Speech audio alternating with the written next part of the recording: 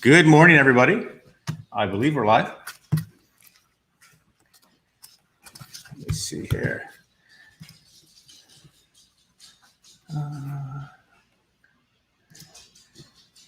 Bear with us, guys. Cosplay workouts, good morning.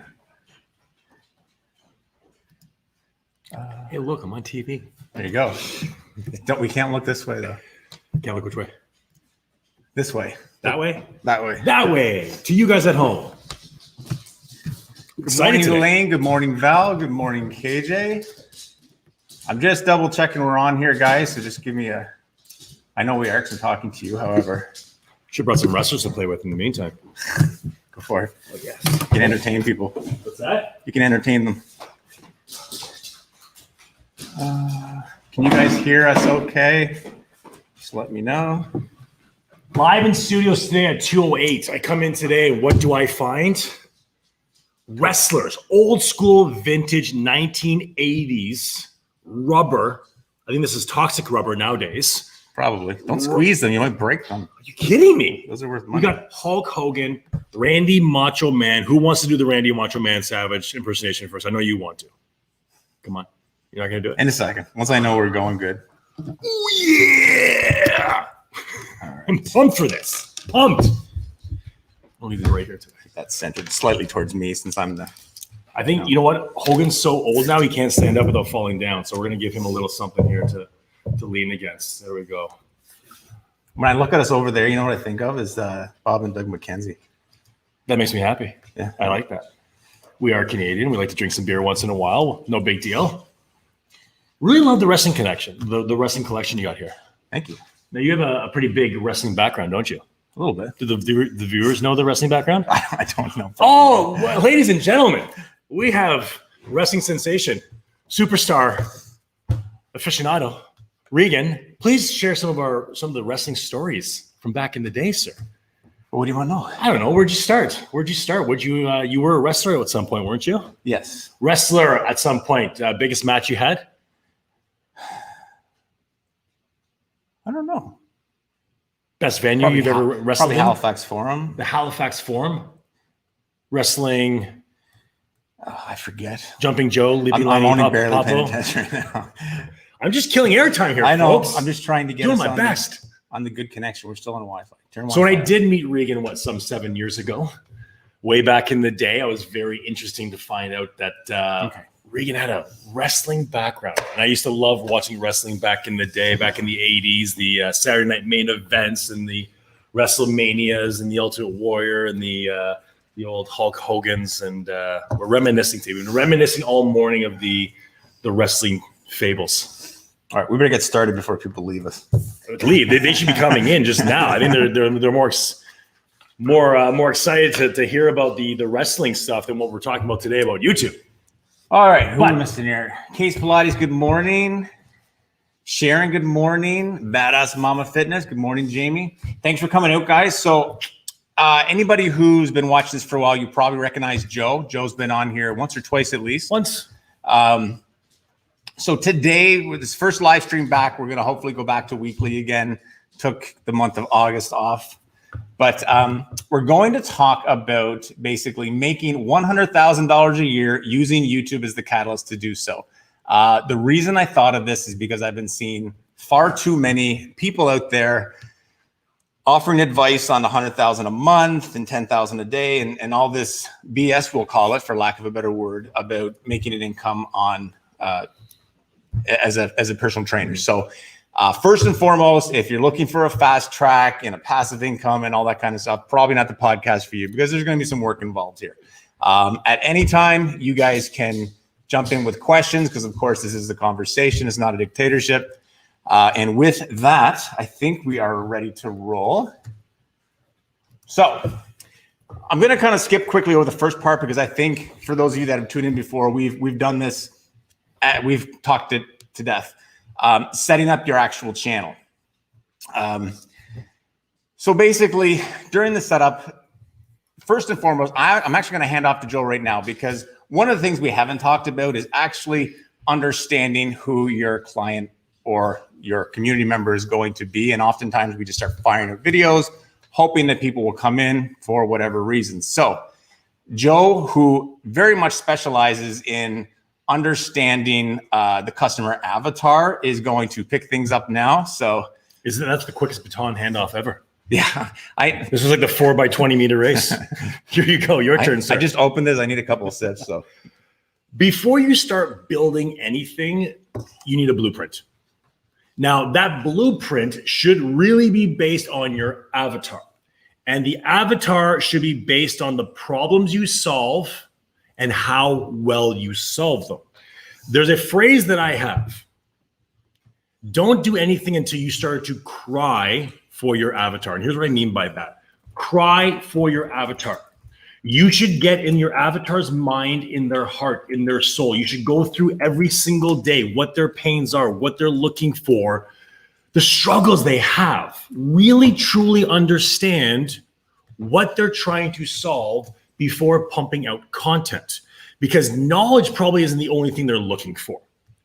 They're looking for ways to save time. They might be looking for very specific things, depending on what it is you're actually creating your YouTube channel for. So before you even get into anything else, really make sure you dive into your avatar and your niche. Now, personally, I feel like this is one of those things that's hammered into everyone. Over and over, know your avatar, know your niche. They do the one page or they do this. But until you actually really get to know your avatar, so if you're currently in the business and you have some clients right now, one of the things that I recommend the most is to just survey your clients. Survey the people that you want to service or that you want to serve or that you want to make this channel for. Get to know them more. Understand what they're looking for. What are their struggles? What are the things that they're looking for every single day? How can you be a better service? What are some simple tips that you can do to make their life a lot better? To me, this is one of the most overlooked problems. Mm-hmm. Ask yourself this question. If you created content, is it content someone's asked for, or is it content you're just trying to shove down someone's throat? And the more you can basically provide content that's been asked for, rather than content that you think is just great to do, the more success you're going to have. Agreed. Anything else you'd like to cover on that? Specifics? You want to go through? I mean, details? A lot of the stuff from my side of it obviously relates deeper into YouTube. And we've talked about it before, guys, where understanding the various, like first and foremost, you have to niche down. We've talked about niching down constantly. Once you niche down, you have to realize that of that niche, there's going to be various community members. There's going to be that sort of public person that you're trying to pull in. And then there's going to be community members and there's going to be people that you're selling content to. And there is a process of going through this. You don't just, somebody's not going to watch your video and then call you and say, I want personal training from you. It doesn't happen very often. There's a level of rapport there. I mean, we talked about it in the past. A lot of you guys got to know me through live streams. It's one thing to watch one of my videos where I'm just spewing off information. But once you're actually having a conversation, rapport is built. And then you start to understand one another, and that's when the relationship starts. And that's when you have the opportunity to potentially sell them products, services, things of value to them. Now, when you talked about, so you have the channel, you have your community, then from the community to the customer. So we have this niche. Right. Let's how about we go through an example? Sure. So maybe it's like mainstream, maybe it's yoga, maybe it's something like that. Mm-hmm. So how do we take, so yoga's a niche. Yep. How do we niche down from yoga? So let's just do a little exercise. So we have yoga. An example of a discovery yoga video would be something along the lines of maybe yoga for weight loss or yoga for six-pack abs, or those little buzzwords that are in the search results. 10-minute yoga for beginners. Yep. Yoga for beginners, another one. Okay. So let's say we want to niche this down. So Regan, I'm a yoga expert. I want to serve everybody. That's not a great idea, you're saying. Yep. No. Why not? I'm so good. I'm quadruple certified and I learned from the masters themselves. I just want to serve everyone. I'm going to make all this residual income by having millions of people come to my channel searching for generalized yoga. You're saying that's not a good idea. No. So can you have multiple niches on your channel? Do you recommend kind of really niching down to be the go-to for morning 10-minute yoga? You can have multiple niches. Okay. That's not the problem. The problem is having too many different subjects. If you do a channel that, 1 week it's a yoga video, and then the next week it's a mace video, and then it's my favorite protein shake, and then it's then something else.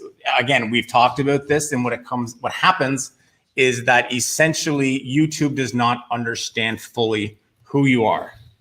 And what happens in those cases is that YouTube is trying to get your content out there. Even if every one of those videos is good, they're all very different from one another. And Bo, get down. Trying to eat your banana again. The content's very different. So YouTube has to essentially guess who your potential client will be. And when they guess, that means it's not going to be accurate. It's going to go out, and what happens is someone may see it and bypass it. So then, of course, that speaks bad to your impressions. Gotcha. When your thumbnail's coming up on somebody's recommended videos and they pass by it, that's not good for you. Gotcha. The other thing that happens is they click on it to see what it is because it's a nice thumbnail, but then the content is not for them because it's just not what interests them because YouTube has presented it to the wrong people. They watch it for 10 seconds or 20 seconds and then they shut it off. That's telling YouTube that your average watch time is low, that the content can't be all that good. So what they do is they stop presenting it to as many people. And then of course it just streams from there. And that's why a lot of you guys get stuck in that 100 to 200 to 300 subscribers and you hit those stalemates. It's because your content is not being looked at. And I mean, what I've used a lot of the time as an example is this channel here. There are people, all kinds of people doing fitness marketing doing like general YouTube growth channels on YouTube. There's not a lot, if any, that focus on fitness as much as I do. So what happens with my channel, and this happened probably about 6 months in, around December of this year, I really think YouTube started to understand because all the videos are very niched into fitness marketing, growing your YouTube channel. And even though, I'm growing slowly, I'll get 4, 5, 6 subscribers a day now, but it's growing and it's growing nicely. And everybody that finds it, they love it. You can go through my comments. There's not a lot of negative comments. So you get the odd one like any channel, but not a lot because the people that find me are exactly who I wanted to find me. And that just comes down to being so focused on fitness marketing. I guess I could do a video on how to build any YouTube channel, but then I'm competing with all kinds of different people and I get kind of lost in the shuffle. But for fitness, and there's plenty of fitness people who want this information, that it works well. So that's always a good example that I use.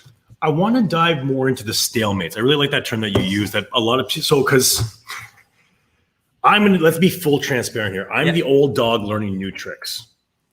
Old school brick and mortar. I'm in person. I love face to face, and I'm fighting the digital world as much as I can. But I'm realizing how powerful it is, and I've made tons of mistakes in the YouTube world. And just slowly now learning the game and how to change it. Your help has been amazing. But one thing that really caught my attention was not using YouTube for what I think it's for, but really understanding the rules of YouTube. And if you don't follow the rules, your content's not going to matter as much as you think. Right. So can we go back to the stalemates? Because there are some certain rules when you're using your content. If you follow the rules, you'll get watched more. What are some of the stalemates that you see a lot of people doing that is really slowing down their process? Not niching down is always number one. Okay.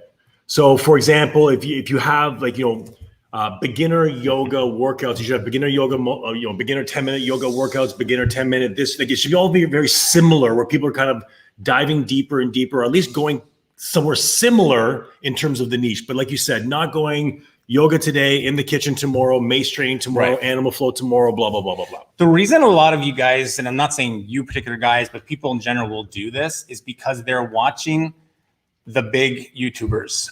They're watching the people that already have an established presence. And the biggest difference with those people is, and this is usually a general rule of thumb, if you search for a fitness presenter, if you search for a workout by presenter's name, then that's not somebody you need to be emulating right now because they're on a completely different stratosphere than you. Like Regan Rogerson is not a search term anywhere on YouTube. Fitness Marketing Hub, maybe, but probably not as well. But certainly some of the content, how to build a fitness channel is.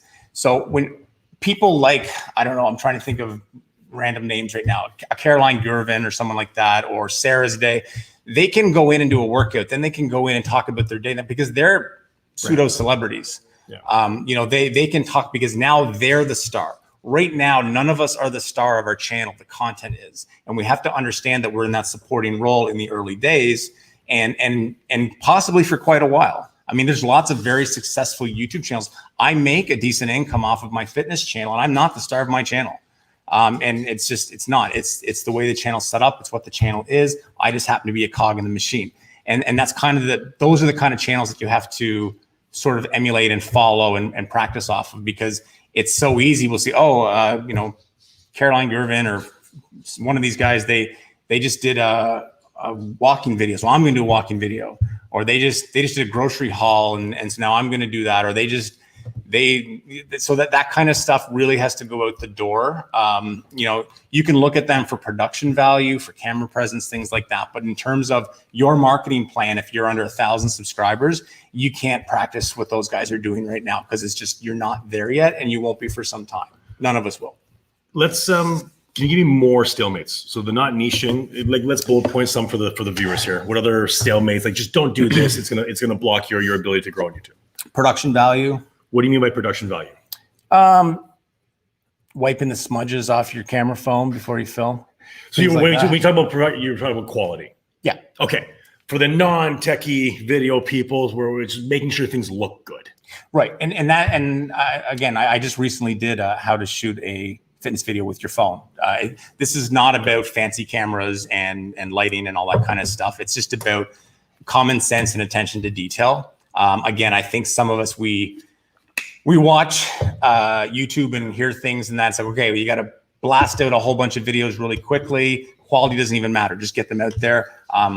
Personally, don't believe that. I think I do believe in populating your channel as quickly as possible, but not to the neglect of the quality of your video, and just paying attention to details. And and there may be some expense involved. I try everything I present. I try and do it so it's fairly budget friendly, because a lot of us are doing this as a way to make additional money, not to lose money. We got a question. So I want. How many stalemates do you think there are? Is there 3, 4, 5 that you can think about? I want to bullet point these so they can have a good list here. So we have not niching, production quality. Not niching, production quality, choreography of the workout.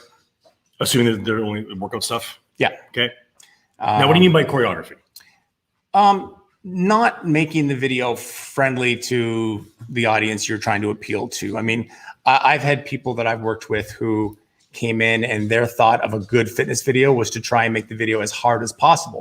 That's how and again, a lot of us get into this, and there's so many vanity metrics with fitness where we get into this, even subconsciously at times.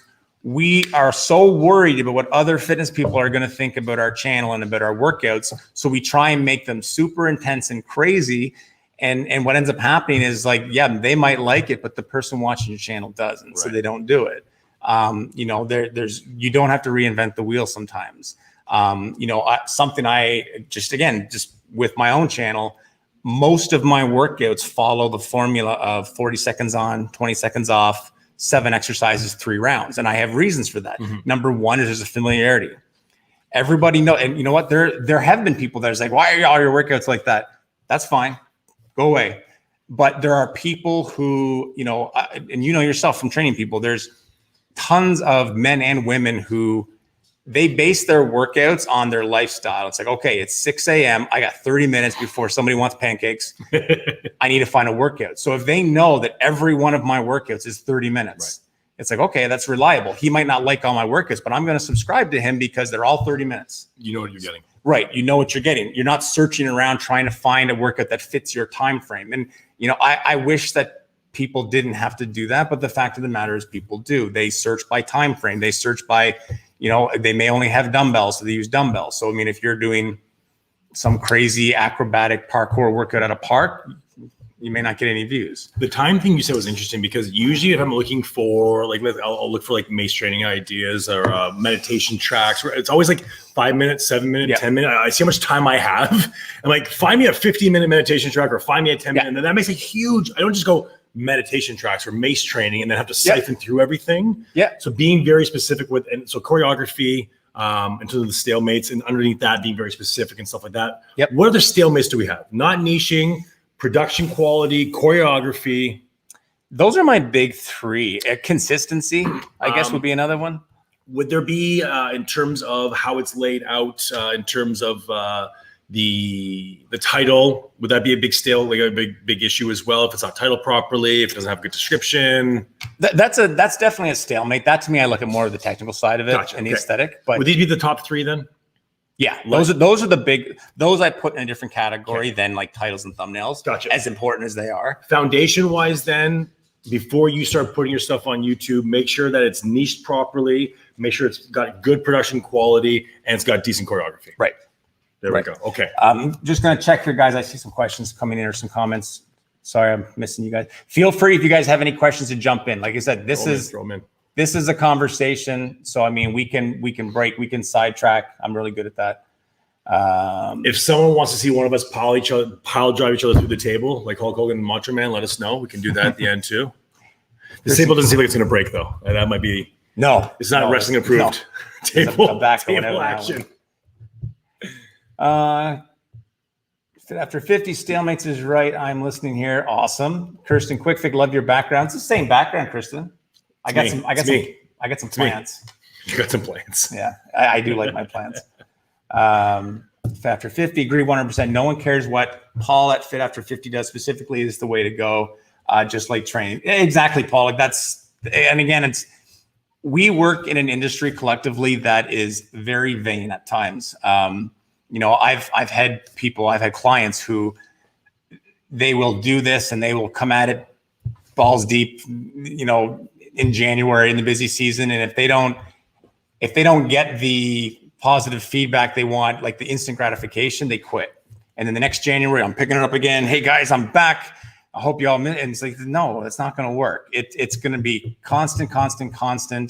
And eventually it starts to grow. And even when it starts to grow, there's not always a lot of money, but that's why we're fast tracking this today. Who am I missing here?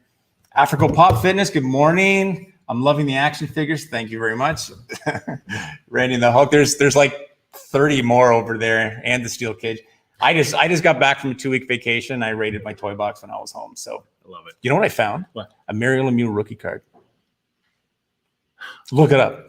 Yeah, and a Patrick Waugh rookie card. Nice. Yeah, and like I had a box of stuff, the combination of mine and my brother's stuff, and yeah. Nice score. I brought my Dukes of Hazzard action figures back too. I haven't found a place to. Nice. Anyway, I digress. I'll play date one day. Yeah. Okay. Where are we? Question here. Consistency, I question as for 19 months I have, but a workout every Monday and Thursday, 200 plus videos now and 400 subs. I think it comes down to the quality of the video. Yeah, Paul, I'd have to take a closer look at your channel, but we can probably figure out what the problem is really quick. If you're 200 videos in and you're not seeing a lot of growth, then there's something there, obviously, that we should be able to discover pretty quick. I can definitely take a look at your channel sometime. Morning, Caitlin. Titles and description is where I'd struggle the most. I never noticed that with your titles, Caitlin. I'll have to take a look. I mean, again, the good thing is, guys, is we really don't have to guess this. There's tools out there. You can use Google Trends to do this. You can literally use the YouTube search bar. Like if you're doing a workout that's a dumbbell workout, just type in dumbbells for and see how it finishes. Those are all the top searches. Or good tip. Or type in big, dumbbell workout for, like just practice different things and see what those top 10 or 15 sentence finishers are coming up, because those are the top searches.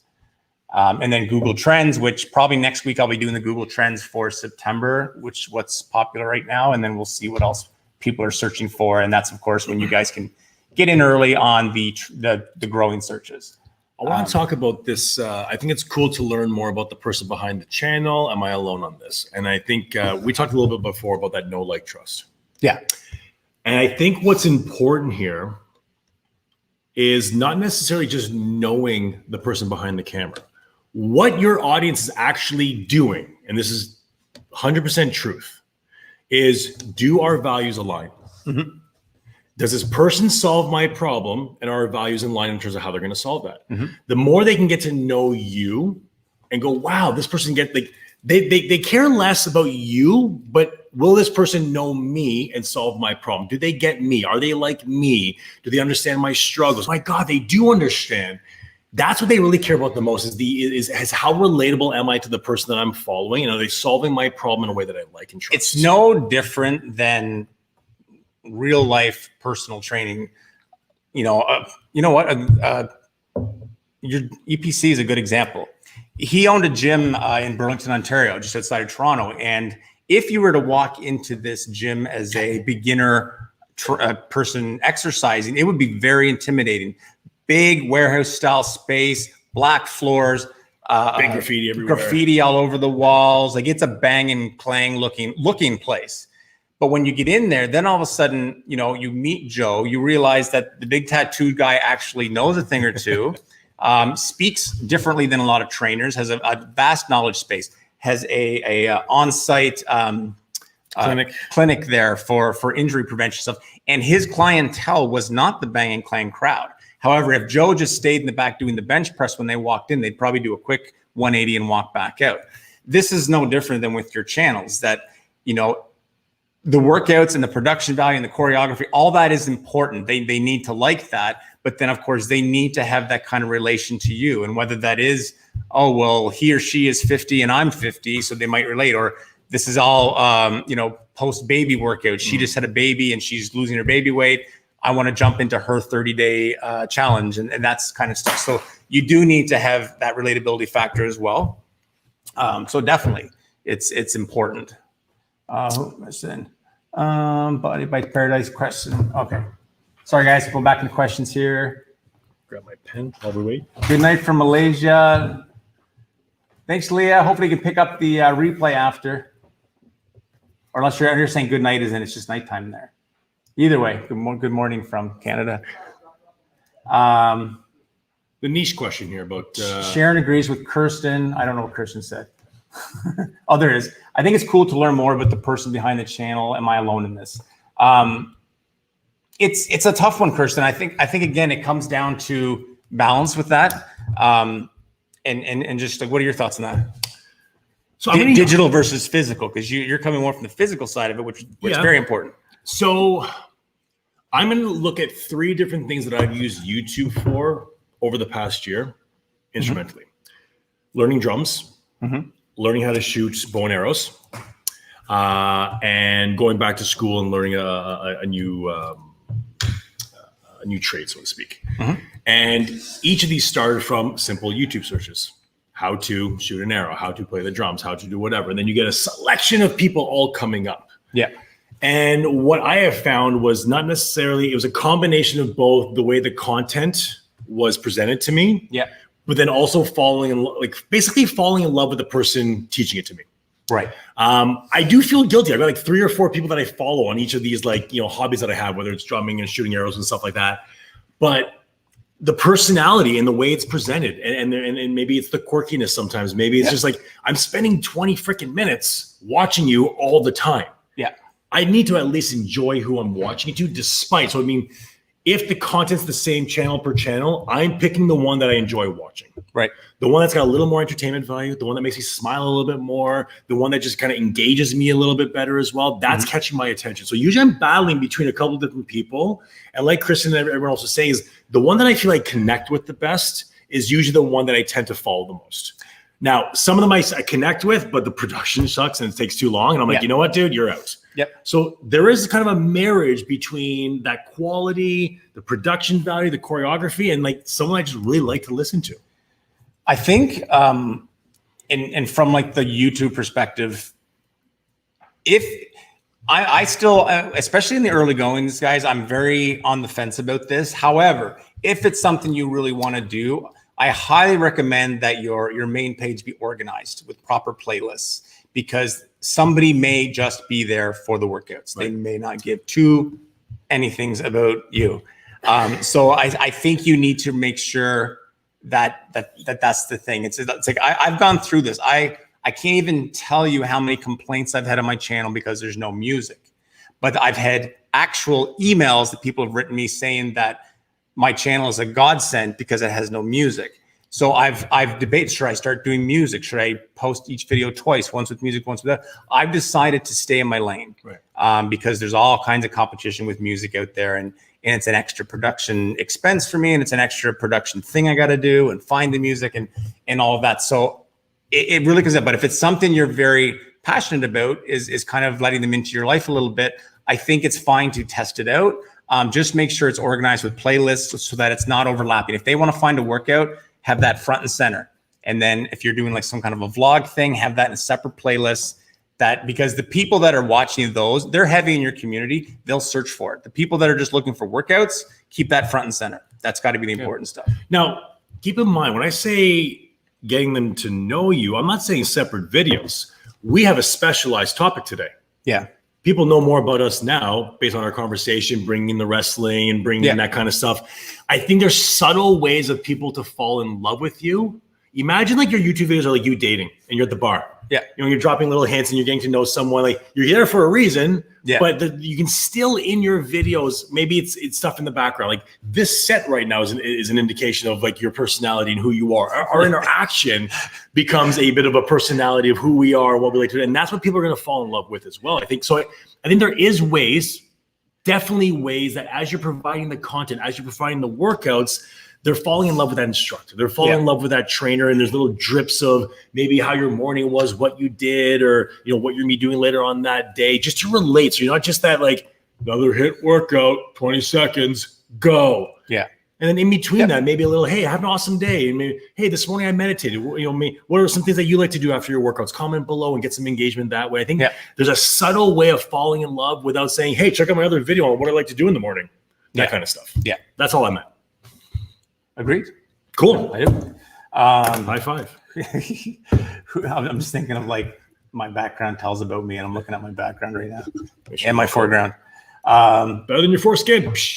So Sharon agrees with Kirsten. Question from Elaine. Does a niche have to be beginner hit or advanced hit only? Are there so many hit videos? How do you differentiate yourself? Should I just try sticking to one type? Can I say something there? Yeah. What's your people looking for? Like this, like, I mean, to me, questions like this are, you should know more about what does your niche need rather than what should I put out there? What are you great at doing? What do you want to specialize in? What fuels you? Do you want to be the advanced hit person or do you want to be the beginner hit person? To me, I'd be like the 5-minute beginner hit intervals. Yeah. You know, beginner 4-minute hit intervals. And then from there, people can go into the 6-minute, 10-minute, whatever. But personally speaking, I even think that's probably not niched enough. But the question to me is more, why are you doing it? Who are you doing it for? Why do you want to do it first? And then really making sure that's niched properly. Well, I think like Elaine is actually one of my clients as well. So we work ongoing with this stuff. And I know she's seen little starts and staggers in growth, and her production quality is good, and she's good. And so we're at that point where we're trying to figure out, is it the niche? Is it the workout itself? And it's, you know, we discuss it every month. But with you, Elaine, I'm still trying to figure it out because your workouts are good. But what we've said before is I don't know if you were in an elevator from the 1st to the 4th floor, could you describe what your channel is other than saying it's a workout channel? Like I wonder if there's that characterization or identity, but that's something we're going to be continuing to work on. I personally, like, again, just, you know, I use my fitness channel as my demo with this stuff, because my whole thing is real time. This is what's happening with me, and I'm letting you guys know. I stick to a lot of kettlebell stuff. I stick to sandbag stuff. Sandbag does not grow as quick. However, I do have people that have bought sandbags from me, like through affiliate marketing. I have people who have said they never tried sandbag until they found my channel and they love it. So the value in that is that, yes, sandbag is not going to make my channel explode. However, I'm making money off sandbag videos. And I'm also developing a very attentive audience through sandbag videos, whether that's 100 people or 1,000 people or whatever it be. And my channel has about 20,000 subscribers. So those are the things that you have to figure out in terms of, you know, what your overall plan is. Because again, just like niching down the channel to get more subscribers, and that's all great. But then it's like there's the stuff we're talking today where we're going to build it up to how everything comes back to me for business and profit and making this actually worth your time. So that's essentially, and obviously that ties into niche and all that, but that's kind of where we're at with it. But we will talk and we will get there. Africa Pop Fitness, what to use for interval timers on your videos. If you actually go to Buy Me a Coffee, which usually is on up here somewhere, but it's not today. buymeacoffee.com/trainer hub. There are interval timers on there that I sell. I also build custom timers. There's also people that will buy the timers off like Fiverr and sites like that. Envato, there's different places you can pick them up. But if you wanted something that was a certain thing, like I have different ones up there that are like 40 seconds on, 20 off, 40 on, 10 off. I think there's a 60-minute timer on. There's a bunch of different stuff that you can manipulate into whatever you need. But that would be one place you could check out. And if you have questions, just send me a DM. And Sharon, you missed the Google Trends. Well, I'd say next week, Sharon. Like I needed a break in general. Like I took a step back from the channel. I was putting a couple videos in there, but I was burnt out between channels and clients and all that kind of stuff. But one thing that I've made the decision on doing while on vacation is that I'm actually changing my balance a bit, and YouTube is becoming less of a side hustle and more of a main hustle. I would say I'm going to do about a 50-50 split this winter between my online presence and my actual agency work. So there'll be a lot more Google Trends videos coming up. And like I said, the first one will probably be next week. I may wait until the second week of September, just because I do believe there is going to be a big surge in September. Kids go back to school. Parents are feeling like they're getting back on track a little bit. I think that's when they're going to start picking up on YouTube, because right now traffic is low on YouTube. Caitlin, totally agree. YouTube is more of a transaction than entertainment for the fitness niche. Definitely, Caitlin. Definitely. If they're watching for entertainment, I don't find fitness videos very entertaining. But no, you're right. It's a whole different, and that's one of the reasons why I did the channel the way I did, because most of the guys that are doing YouTube marketing, they're blanketing everything from gaming to vlogs to, you know, all those different kinds of channels. And there's a psychology to fitness that's a little different than trying to get somebody to watch a gaming video. So that's why we're here. And Elaine, in the beginning, my motivation is getting a video, but out there for my Zoom bootcamp if they can't make class. Yeah, and that's the thing, Elaine, is I know you've got a good ready-made clientele where you are, but then I know there's also the plan you may be moving as well. Digital, you're part of your digital community if you end up moving to Florida, which we haven't discussed. I don't know if you're gone. You might be there by now. Sharon, totally understand. Always appreciate your insight. No problem, Sharon. Leah, what do you think how fast the fitness trends nowadays? I'm not quite sure what you mean by that question, Leah. I took it as like how fast the trends are coming. Like there's just so many trends these days. Yeah, just specify if that's what you mean. But the trends, they always come as quickly as they always change. Since the 80s. I mean, yeah, it's constantly changing all the time. Obviously we need to pay attention to the trends. There's different ways you can set up your channel. And this is when it comes down to kind of niching down. Like, you know, one of the things a few months ago that I brought up, and I haven't seen anybody do it, but Bowflex came out with an adjustable like body pump bar. Okay. Like, you know, if you've seen the selectorized dumbbells they've got. Okay, so they have a channel on YouTube and they've got nothing on it for workouts. People that buy Bowflex stuff are usually of the less educated when it comes to fitness stuff. I'm not trying to pick on them, but they get really caught up in the massive marketing of something like Bowflex. They buy the bar, they don't know how to use it. What's the first thing they do? They go to YouTube, Bowflex bar workouts. Guess what they're going to find right now? Nothing.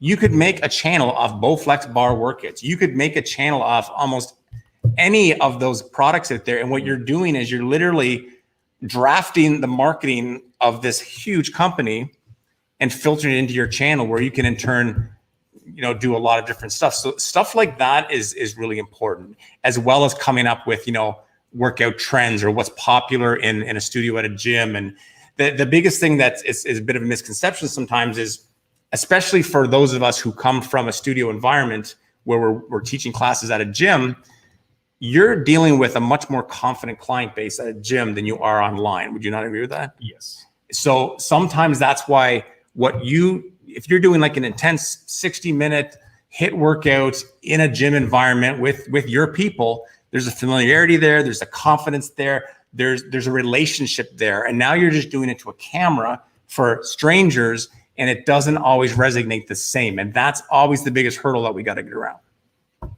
You pulled out a Days of Thunder reference there. Oh yeah. I like that. It's a good movie. Drafting. Yeah. That's what you're doing though. I think it's a freaking phenomenal analogy though. I'm going to watch it. You don't steal that. I've already have.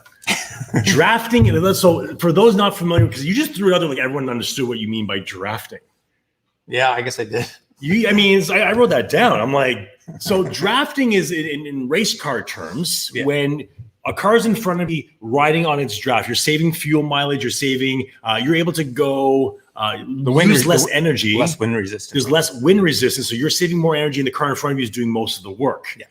What Regan's talking about is something like Bowflex. They've done all the work for you. They've sold all the products, but there's nothing for a resource for those people to go. So think about how much of the path they've already cut for you. You come in right behind, draft them as he says, and you're picking up on all the people looking for the problem that they're not solving already. It's an amazing idea. I love that one. It happens all the time, guys. And again, we take for granted, especially when your production values are high, what can come of this stuff.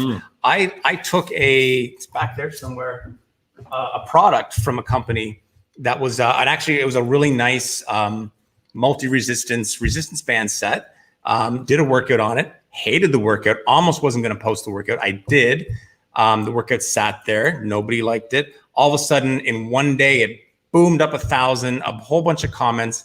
And the company contacted me and asked me to shoot 60 videos for them out of nowhere. This is a company. They don't know my background. They did strictly by the channel. They knew they sent it to me. They loved the quality of the workout that would happen. They shared it.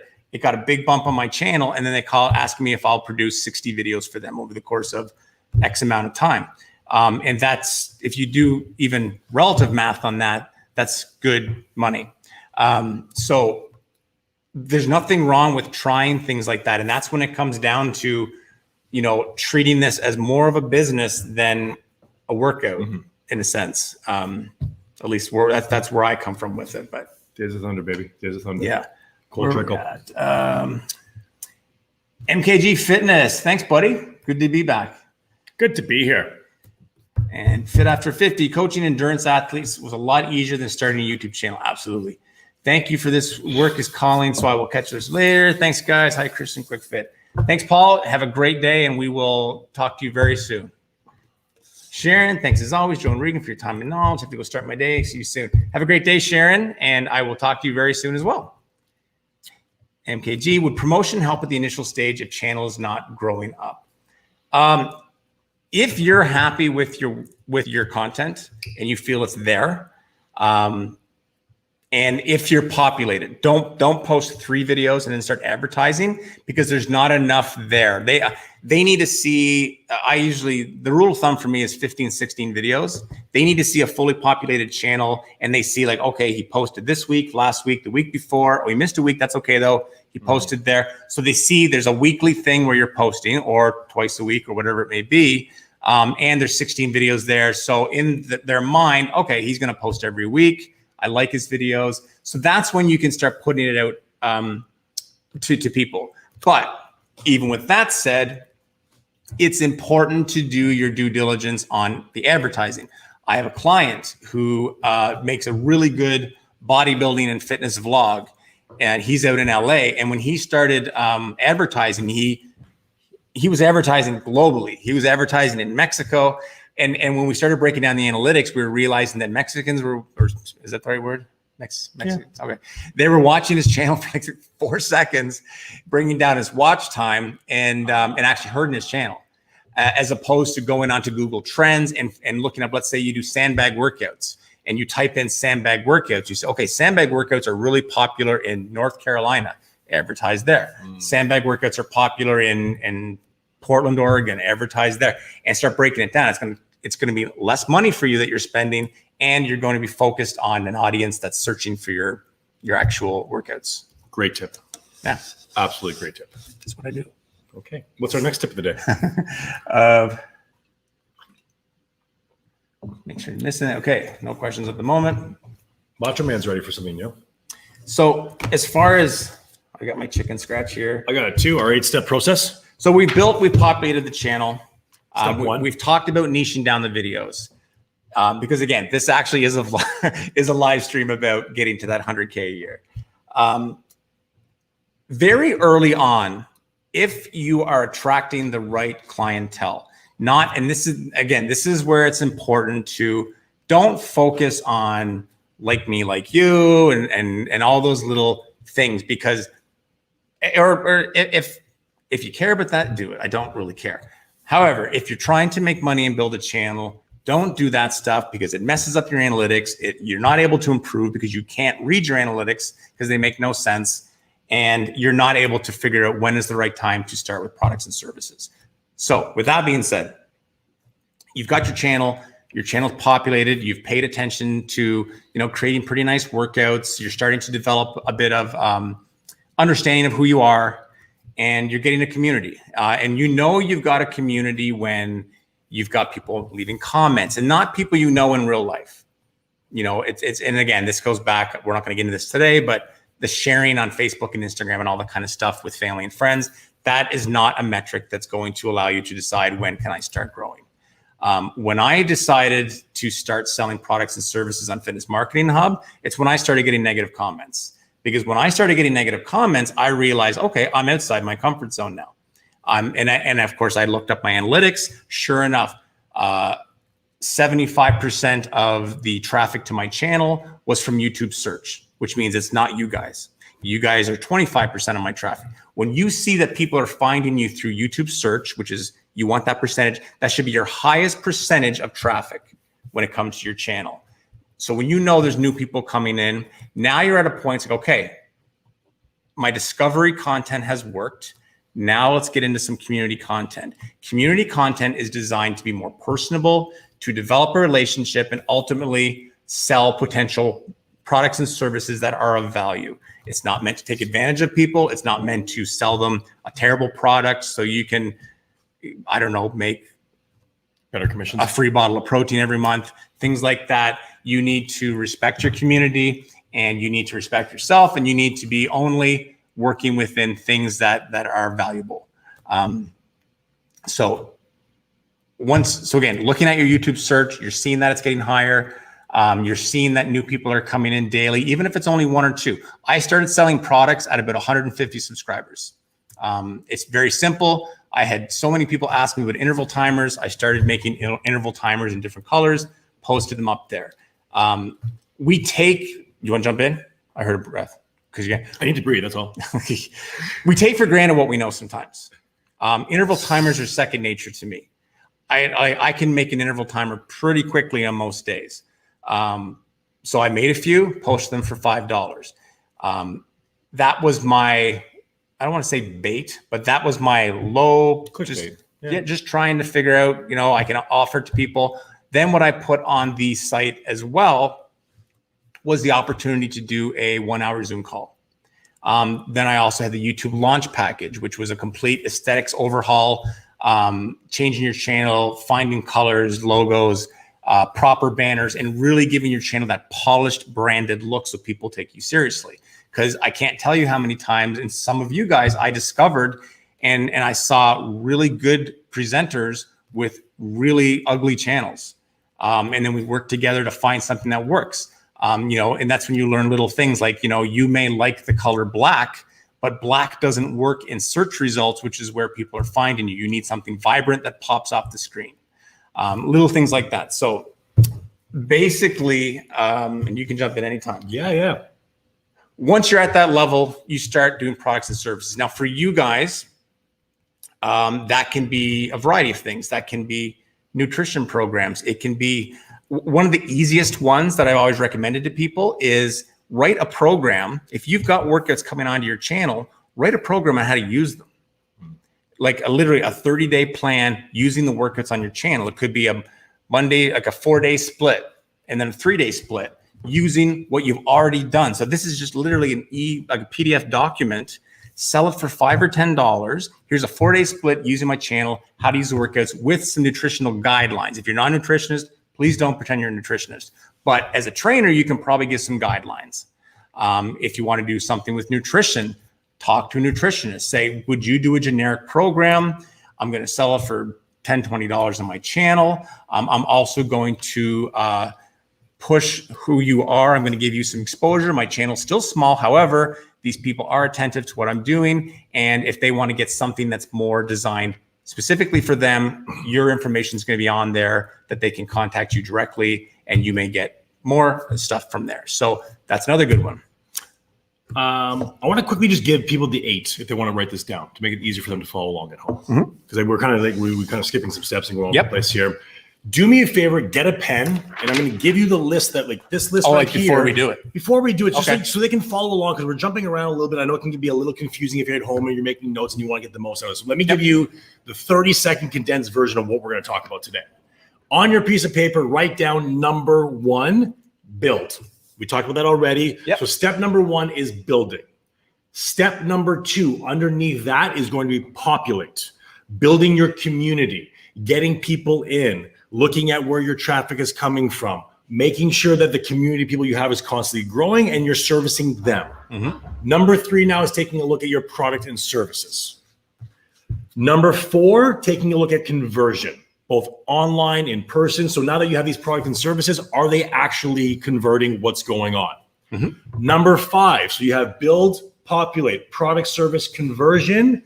Now we get into affiliates, number 5. Number 6, we get into collaborations. Number 7, Google money that you put down. So making money from Google.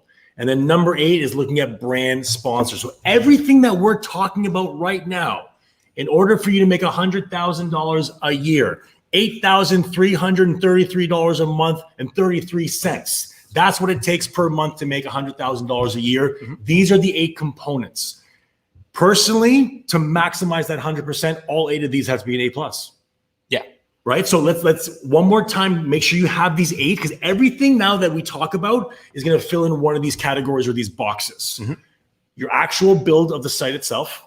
So if the site itself is not built properly, do not pass go. Do not collect $100. Stop right there. Make sure your build, which should be the crying for your avatar, making sure you know your niche, the setup, all that stuff. Make sure it's an A+. Next thing, make sure you're giving yourself an A+ on building your community. Actually populating the channel, speaking to them, getting the comments and seeing that community grow. Are you getting an A+? Third, your product and service needs an A+. Your conversion needs an A+. Your affiliates need an A+. Your collaboration needs an A+. The way you work with Google, getting your Google money from them and make sure you're playing the rules properly needs to be an A+. And to maximize money is an A+ on brands and getting sponsors as well. Does that make sense? And I think, just to add to that, like, I think you guys know almost all of this stuff. Like, anything that we're saying here today is not proprietary knowledge. It's understanding what to do first, what to do second, what to do third. If you build a channel and then you share workouts on social media, then you start tagging sponsors, and like, oftentimes that's what I see. It's not a lack of understanding of what you're doing. It's a lack of knowing the order to do it. And what we're trying to do here is not teach you how to make $100,000 a year. We're trying to teach you how to optimize your channel and then utilize that channel as a funnel to open up other revenue streams, which will bring you to a collective amount of money such as that. So I'm going to give you said something before that I loved. Between the 1st and the 4th floor, tell me what you do. I've heard of the elevator pitch before. But I love the way you said between the 1st and the 4th floor, tell me what you do. Here's what I want you to do for me now. Between the 1st and the 8th floor. Run through the order of this for me and just like highlight, like, for the people at home now, like, to me, this is like a really good roadmap. I think this is like what you've put together here. Like you said, it's not proprietary, but I don't think people are doing it in the right order and giving themselves an A+ before they move on. That's the problem. So you, like you said, you're going all over the place. So if I were to meet you in the elevator right now and I'm like, hey, Regan, I want to start a YouTube channel. I got a great idea. I got a bunch of videos already edited, ready to go, but kind of new to it. Yep. Give me your 8-step process and just kind of bullet point each one, why it's important, and then we can dive into those. So basically, I start with YouTube. I mean, this may change for everybody. I start with YouTube. I build my YouTube channel. I populate my YouTube channel with content that I hope is good. Then I start trying to build the community. Okay. When you're creating the content, all your early content has got to be discovery content because you're not discovered yet. So build that discovery content. You start to see people come in. You start realizing now I'm going from casual viewers to a community. Once you have a community, once you're seeing your YouTube search results up over 50% of your traffic, then you can get into small products and services. If you have enough workouts on your channel, that could be as simple as doing something, as I mentioned, like a 30-day program utilizing your channel, because you'd be shocked at people who will take one workout that they like on your channel out of 15, and they'll do that workout every day. And it's like, that's not good. They don't know that. That's when they want to get to know you, and you can tell them, well, here's a way to do it so that you're training your entire body. Here's also a few little bullet points on nutrition. If you ever have questions, DM me, contact me, like opening yourself up to communicate with them. So when that happens, you start doing products. Now, something like a $10 30-day program doesn't seem like a lot of money, but you'd be surprised how these things add up in the course of a year. Plus, we're building in year 1 to make money in year 2, year 3, year 4, year 5. By year 5, again, when I started my channel, I had 0 subscribers. Fourth floor. All right, fine. We're on conversion, 4th floor. So we're on what conversion? We're on. All right, so now when people start buying products, you're converting them. You're starting to develop a relationship. Now that is where we can split things off depending on where you are and what your goals are. The bigger money will come in with online clients, one-on-one, physical clients, one-on-one. So some people may be doing this to run people into a gym. Some people may be doing this to develop a personal one-on-one experience with the trainer. Once you're there, that could be very much the bulk of your income. At the same time, now you're at a point where you can start looking at things like affiliate marketing, because once you've got that community, you know you've got people that are not casually just watching, so they can basically things like Teespring, things like Amazon affiliates, things like any of that. So there's a variety of them. Again, none of these are going to be huge dollars, but they are dollars. Yep. And as your channel grows, that grows. So imagine, what I made at 5,000 subscribers versus what I make at 20,000 subscribers. And typically around, if all goes well and is done perfectly, by the end of year 1, you should be at about 1,000 subscribers, which is when your Google income will kick in, your Google AdSense. So that's additional money. Another sort of additional Google thing now is the Google Thanks button. Google Thanks and even buy me a coffee. People can just buy you a coffee. The lovely Kirsten bought me 10 coffees yesterday. I had a Pilates studio. If anybody wants to buy Joe a coffee, just buy it from me and I'll give it to him. So people can just tip you. And if you come from a studio environment and you have a lot of people from your physical community that are taking your workouts, they may want to throw you $5 for your efforts and stuff. So that's another one. 7th floor, brand sponsors. So you cover, you know what? Yeah. So you cover now, the affiliates, the collaboration, the Google ads. We're going to backtrack and go through this in more detail, but I just want to. So the Google money's kicked in around year 1, and then you get to brand subscribers. Then you get to brand sponsorships. Now I've talked about this before, that I managed to secure almost $6,000 in brand sponsorships with a channel with 10,000 subscribers. So don't tell me it can't be done. How I did that? I emailed probably about 300 companies and got 3 sponsors. You know what we call that? What? The Shawshank Redemption approach.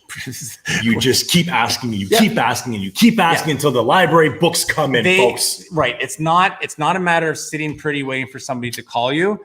It's a matter of creating a pitch, having a media document showcasing how many people visit your page every day, how often they stay on your page, how long they watch your videos, and how many times you can drop their product's name in the run of a 20-minute video or whatever it's going to be. So that was definitely something that I earned. And again, the percentage of people that didn't even bother, like I think out of 300 or 250, whatever it was, I might have only had 10 responses. Out of 10 responses, I got 3 deals. 3 deals equal more than a lot of people make in a year. So that's what it's all about. We're probably on the 18th floor by now, but That's okay. We're going to the penthouse right now, and in the penthouse, we're going to describe some of these a bit more. So I'm going to recap this for you again, because I think it's very hard sometimes to take, a lot of concepts. There's 8 things that we're talking about today. So if you can have these in front of you and constantly, to me, I would write these 8 things down and constantly score yourself. Like this becomes a part of your blueprint. You have your build, populate, product service, conversion, affiliate, collaboration, Google money, brand, and sponsors. So even going through this, like I enjoyed that elevator ride with you because I actually learned a couple of new things. What I really liked about was when you're building and populating, understanding the difference between your discovery content and your community content. Yeah. Like there's a big difference between how you want people to discover you and then once they're in, what they want to do. Yeah. I almost look at this like a bunny hill and the Black Diamond Hill. Mm-hmm. Like every time you go skiing, you want to start on the bunny hill just to make sure you're not going to die. Yeah. And it's almost as if like your discovery content is your bunny hill to everything that you have. Yeah. It's the easy to digest, easy to do, easy to understand. And when people come through, they're like, I love this. This is easy. I want more. I want more. I want more. And then you get them into like your other hills in your playlist. That I really liked a lot. I got a lot out of that. The other thing I liked about it is just kind of like understanding once you have your conversion where you want it to, now you branch off. So there's no point doing affiliates and collaborations and Google stuff if your conversion sucks and your product sucks. Right. Once you have, your 100, your 1,000 subscribers, you can start getting paid through Google ads. Once you have your conversions, like you said, more than 50%. Right. Then you can start saying, hey, let's affiliate, let's collaborate, and let's start getting monies from Google. So I like the fact that build, populate, product, conversion. Those first 4 things, knock it out of the effing park. Yeah. Once that's done, you now have a right or a gateway into start to now making more money with the affiliations, the collaborations, Google ads and sponsors, stuff like that. That made a lot more sense looking at it now. So hopefully this helps you guys out a lot too. And keep in mind, guys, that like we said, the live streams are always very much just conversational stuff. So a lot of this is just him and I shooting back and forth and taking questions. At some point, whether it's going to be on this channel or a members only thing, or could it be a completely separate course, this will be very defined and structured in terms of presentation. I want to see this in the course. Yeah, I've thought about modules, 8 modules, how to build, how to populate, how to master your product, how to convert like a king, how to master affiliates collaboration. Let me see this. I want to see this in the course. Because basically, guys, like what happens, and again, going just by kind of like my chicken scratch list of stuff here and what I typically follow, people will build a channel. They'll keep throwing workouts out there, a whole bunch, because somebody told them the more workouts gets you noticed. And then the only thing on their mind is Google income. Google income is the least amount of my income next to Amazon income. So that's the thing, is you're focused on Google income when realistically your products and services are going to be where it's at. Now, let me ask you this, though. How many people are starting YouTube channels without having a good foundation of the product and services to actually lean off of? Everybody. So now, does the problem become, so let me ask you this. Step 1, build. Step 2, populate. Step 3, product and service. What if there was a step 1A? Consider your product and service and what you're feeding people into first before you get to that hiccup. Oh, yeah. And I mean, and that's why it's kind of nice. Again, even if I'm dealing with a nutrition company or like a big corporate brand, guys, I always put together a 12-month strategy for what the plan is, because you need to know it's like, okay, I'm building this for the purpose of making $100,000 a year, since that's what we're floating today. $8,333. Knowing that Google AdSense might be 15% of that if you're really lucky. So it's like, how am I going to, what's my goal here? And I mean, again, everyone's got to have a certain goal. Like maybe I'm a sandbag manufacturer. I just created the Regan, a sandbag that's better than any other sandbag. So I'm going to do this YouTube channel. It's going to be all sandbag workouts. Then I'm going to develop a community, and ultimately I'm going to funnel them all into sandbag sales. I know that from day one, and I build it based on the end result, because the most of my money is in sandbag sales. You need to figure out where the most of your money is going to be. And then you it's almost like reverse engineer, and you build it backwards. Let's grab a couple quick questions here. I'm loading up. Sorry, guys, we keep you waiting. We're always going to get back to the questions. So, Tom, please let us rewatch this live. Sure. I'm not sure what you mean, but yeah, it'll be here after the fact as well, so you can always play it back. Africa Pop Fitness, what do you mean by affiliate? Great question. That was talking about affiliate marketing. Yeah. What's an affiliate? Affiliate marketing is selling products for other places. For example, so I'm part of the Amazon affiliates program. I just started using it about 6 months ago. It probably makes me about maybe $75 a month. It's not a huge income. This is just one we're talking about. So for Fitness Marketing Hub, for example, when I put together the video on how to shoot a fitness video, I showed a lot of affordable products that can be used to very much increase the presentation of your videos. All of those products were linked in the description. Anybody that clicked through that link and ended up buying that product, like somebody might have clicked through just to see what it was and learn more about it. If they bought it, I actually get a commission on that sale from Amazon. So it's the same thing. If you're using Rubber Hex dumbbells, you can actually put an affiliate link in your description to Rubber Hex dumbbells. You can mention it at the end of your workout if you want. If you're doing something with the Bowflex thing, you can do that. You could, like, anything that's on Amazon, they've got an affiliate program. I'm not sure everybody that's got affiliate programs, but there's quite a few. There's a lot. Teespring is something a lot of people use where you can literally build like mugs and shirts and stuff like that. Now, one tip I'll give for that, and we'll skip it over, is, building a t-shirt with your face on it and your name is probably not going to sell. Think outside the box. Think of something that's motivating or something that someone will like. One of the reasons I completely revamped my logo for Trainer Hub was to create something that looked kind of cool that people might actually want to wear, as opposed to just, Trainer Hub. Because what is a Trainer Hub, and why would I pay $30 for that shirt? Unless you're a diehard fan of my page, which, so that's basically what affiliates are. Tom, looking for Instagram tips.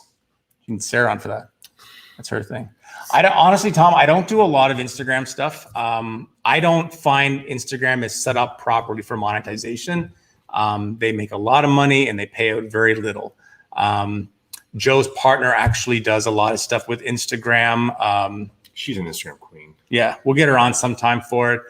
The only thing I typically say about Instagram is don't share your YouTube videos on Instagram, because unless your community is all followers of your fitness brand, if you share it to your family and friends and casual acquaintances on Instagram, your best case scenario is they're going to click through on their phone just to see what it is, watch it for 10 seconds and turn it off, which hurts your analytics. And the YouTube will not present your video to as many people based on low watch time. That's about as far as I tend to go on Instagram. I tend to stay on my lane with YouTube. So I want to cover this next question here. Kirsten? Yeah. Kirsten is also one of my clients. So, Chris, I love this comment here. One thing I want to pull out, though, is I always talk myself out of thinking, who would want my program? This has to be one of the biggest issues people have. Mm-hmm. Here's what I give my clients to do. It's a great tip for you. When you're about to write this program, don't just write the program and go, hopefully someone's going to like this. Before you write it, write down actually on a piece of paper saying, this program will be perfect for someone who. And write as many things down as you can. Mm-hmm. Someone who is busy, someone who needs a quick workout, someone who doesn't know what to do. And just keep writing out all the solutions this little program will solve. Mm-hmm. And start with that. Because what this does is it eliminates the rejection. Because here's what I think most people are afraid of. They create a product without even considering what's the problem I'm solving. Mm-hmm. Here's a 10-minute HIIT workout. Here you go. And people are like, oh, it sucks. Oh, it's good. I'm like, oh, okay. I gotta deal with that now. Yep. If I say this program is perfect for someone who has 15 minutes every single morning, is struggling to find the time or the resources of what to do, is looking for an energetic, fun workout, this is perfect for you. Here's the PDF and here's the videos. Mm-hmm. Now, if someone's like, hey, this workout sucks. Well, it probably sucks because it doesn't meet the criteria of what you're looking for. Yep. I find this is the easiest way to build confidence in what you're putting out. Always start by writing down, this will be perfect for someone who. Fill in the blanks, daydream, write as much stuff as you can, and then write that little 30-day program. And not only that, but that's your pitch. That's how you sell people on this. That's the beginning of your hook, so to speak. Always start with that. Yep. Anything you want to? Something really good that I heard one time, Gary Vee actually said it, is let the audience decide if your content is good or not. And it kind of goes back to what I said earlier about not, you don't know what they're going to lean towards. Yeah. I did a video back in November It was, I've told this story before. It was a kettlebell video.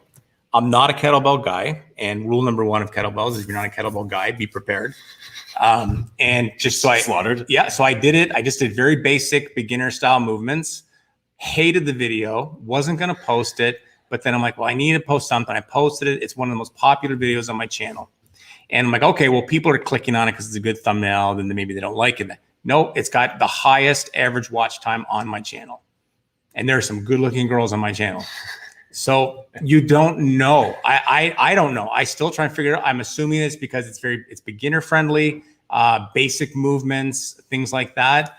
And it's a popular niche with kettlebell and people liked it. So that almost went in the garbage. And now it's providing me with probably about $100 a month in income and growing. So again, you never know. You never know. Where are we at? That course would be legit. I agree. It's going to be legit. I'd buy it. Regan always goes the extra mile. I agree. Good morning, Val. Caitlin. I like that logo, that HW. Yeah. Nice Who made logo. that logo? Oh, Val? did you really? Yeah. I had no idea, nor was I trying to inflate his ego, by the way. It actually looked really good. I like it's got like the barbell on the outside and the W in the middle. It looks really cool. Caitlin, I find it hard to funnel sales or find brands to work with since I don't use fitness equipment on my channel.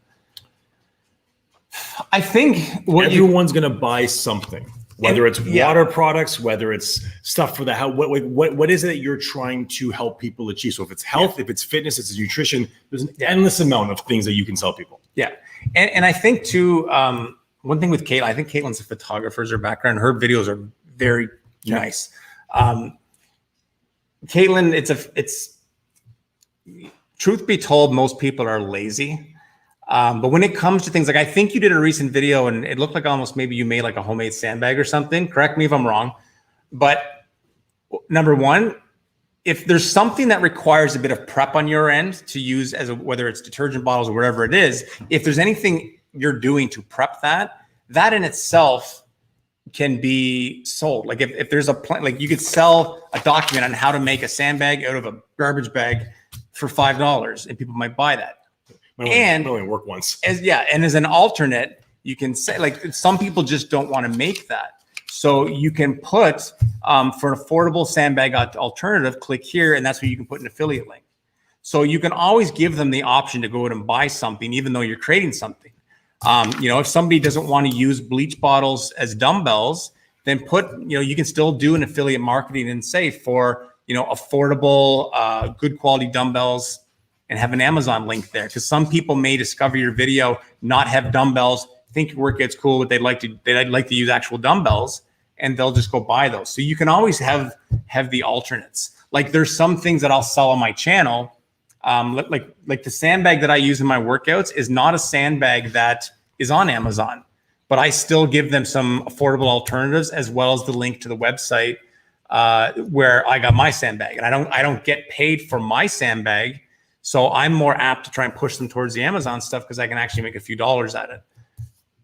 That helps at all. Great insight. No problem, Val. Good point, solving problems. Let's go back to so while you're going through that, yep. Write this down on your mirror, write it on your hand, write it on your forehead. I don't care where you write it, but I need you to remember this for all time as long as you are running a business. You get paid for the problems you solve. If you don't solve problems, you don't get paid. It's pretty cut and dry. Yeah. There is no other way of looking at this. You get paid to solve a problem. That problem could be entertainment. It could be nourishment. It could be knowledge. It could be accountability. People struggle with something. I don't know how to. I can't stay motivated. I need accountability to it. I don't know where to start. They're not going to pay you money just for the sake of paying you money. Now, if it's entertainment, people pay for entertainment. But you're probably not in the entertainment field. You are now going to be in the transformation field. So always think about how many problems am I solving and how good and easy do I solve these problems. So if it's looking for quick workouts, if it's looking for, if your clients are coming to you for mobility, if it's for yoga, if it's for stretching, how good and efficiently do you solve those problems? That's what you get paid to do. Nope, agreed. Reed just wants to put this up to make himself feel good right now. Yeah, exactly. For all your logo needs, go to buymeacoffee.com/. Yeah, and you know what? That's actually something too that Krista from Case Pilates brought up with the kettlebell video. When COVID hit last year, I was a combination of happy and sad. I was happy because my channel was fairly decently set up and it started to thrive. But then I was sad in that I couldn't book anybody to come in and do workouts. Now, I'm certified as a trainer. I've owned gyms. I'm more than familiar with the space of fitness. However, I don't typically teach classes. I did do some TRX classes and things like that, but not a lot. Now I'm having to go out on camera and try and teach classes and not die on camera. And again, because I even at that time, I was not in game shape to jump on camera and start doing these workouts. But I did it. And one of the first things I said to the people that are watching the workouts is that, you know, if I'm going to barf in this video, you're going to see it because we shoot raw here. And that actually did, I got feedback from people who said that they loved the fact that I was struggling with them going through these workouts, getting gassed up, trying to get through it. So that's the thing too. Like oftentimes we plan our choreography to try and make ourselves look fantastic when, you know, people want to get down in the trenches with us and us with them to train. And that can be a bonding experience when it comes to fitness. Earlier in this video, I said something about crying for your avatar. Yeah. Your avatar struggles. Your avatar feels insecure. Mm-hmm. Your avatar feels like, oh, I'm a beginner. I don't know what to do. And when you can show them that you feel the same way, that's their ability to now say, they get me. Mm-hmm. And if you're whipping through a kettlebell workout for beginners and it's so easy for you, that person's like, well, how the heck do they know it's hard for me? Yeah. They're whipping through Turkish get-ups like they've done this 1,000 times. But imagine they've never done it before. Now I can relate to that person. That person is struggling too. And this is what they did to overcome that struggle. Mm-hmm. That's why they're watching. So it's that honesty, that authenticness, yep. the vulnerability sometimes that we try to put up to hide from people is usually what's going to help people bring us in the most. Now, there's a difference between like vulnerable and too vulnerable, and you know, there's those levels of that. But that honesty that you brought is probably what brought people into it even more and appreciated it even more. And again, I think it comes back to understanding and knowing your audience. And when I've done polls, like one of the greatest things about getting 1,000 subscribers on YouTube is it opens up the community tab where you can run polls and you can ask questions to your audience and it's going to come up on their phone and they can answer for you. And I found out that the majority of my audience was at the intermediate level. At least that's what they said. Because I gave them, you know, beginner, intermediate, advanced, just trying to understand who's watching and what they prefer to have. But yeah, YouTube in general, I think you're looking at more of a beginner to intermediate audience, which is not the same as people that will go take a class in a gym. You know, again, having owned a gym in a small town, and you've been to my gym, you know, I had all kinds of women who wanted to take a class, but what they would say to me is, I'm going to get in shape first before I come take a class. I'm going to get smart first before I come to school. Yeah, exactly. I'm going to learn stuff before I go to school, so I don't look stupid at school. But I mean, it's I totally lost my train of thought with that joke. Thanks a lot. I don't do that to you. Yeah, you do. So you had this woman come in and she said, I want to take a class, but I want to get in shape first before I take the class. Right. So, I mean, catering to that beginner intermediate level, those are the people that are using YouTube to try and get in shape in the privacy of their own home. So these are all little things that you can formulate in your head that, you know, if you can see that a lot of your subscribers are from New York City, then the odds are they probably live in a smaller condo or a smaller home just because of where they live. So you can design workouts that don't require a lot of additional space, or giant products or things like that. Like when I do sandbag workouts, I don't do sandbag slams because the fact is that that's more of an outdoor thing. And that's something that people can't probably do in an apartment or don't want to. So little things like that, but again, understanding, and yeah, I do think that, you know, I've got a variety show on my own channel. I've got some really good instructors that are doing some good stuff. And then I've got myself there, and I think there's an audience for me too. And that's kind of the thing. I know a lot of you guys aren't, you know, you're doing these channels on your own, but find out who your audience is and cater to that audience. And don't worry about branching out. There's 2 billion people on YouTube right now. Just, you know, if 0.00001% of that finds you, you're making a fortune. and look at it from that perspective. Make sense to you? Makes complete sense to me. And something else that I didn't mention in the topic, but is kind of, another one of those growth hacks that does work. And I know some of you guys in this community are now doing that, but collaborations. But it's number 6. Number 6 on the list, collaborations. That's why I'm here. We skipped over, didn't we? Rewind the film. I went through the 8. You were on floor number 7 when we got to collaborations. Okay. That's where we were. Okay. So we did talk about collaborations. How about we do this one more time? The 8-step system. Build, populate, product, conversion, affiliate, collaborate, Google, brand sponsors. Mm-hmm. Collaboration. So backing it up to collaboration, because I don't know what I said before. It's a great way to cross promote. Find people that are like-minded. Like somebody may have a great following in their local state. You may be in another state. Maybe you guys can cross promote. There's no competition here. I've taken some of your channels and I've actually promoted you on my Trainer Hub channel because you guys are nothing like me. You have different channels, different offerings, different personalities. There is no pain to me. I don't feel that somebody's going to unsubscribe to me and subscribe to you. So collaborating like that. Finding nutritionists to work with. I've done this with Joe on a physical boot camp. When I ran boot camps down at my gym, I had Joe come in not only to present to these guys, but also to offer nutrition program because my competitors were giving nutrition advice and they weren't, they shouldn't have been. They just weren't, they weren't nutritionists. So I brought in someone who understands this stuff to explain it to them. And part of the boot camp was they got this nutrition program from Joe. The benefit to Joe was additional exposure with people out on the East Coast and Prince Edward Island. Joe flew in. Joe did a live presentation for them, and it enabled me to charge more for my boot camps because it's like, wow, he's bringing in Toronto people and there's all this extra stuff. It's not just me sitting there telling them, oh, stop eating chips and drink more water.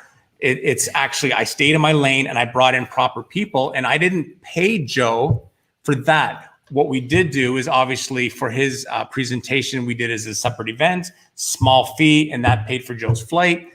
Joe stayed in the apartment that I had there and it was good.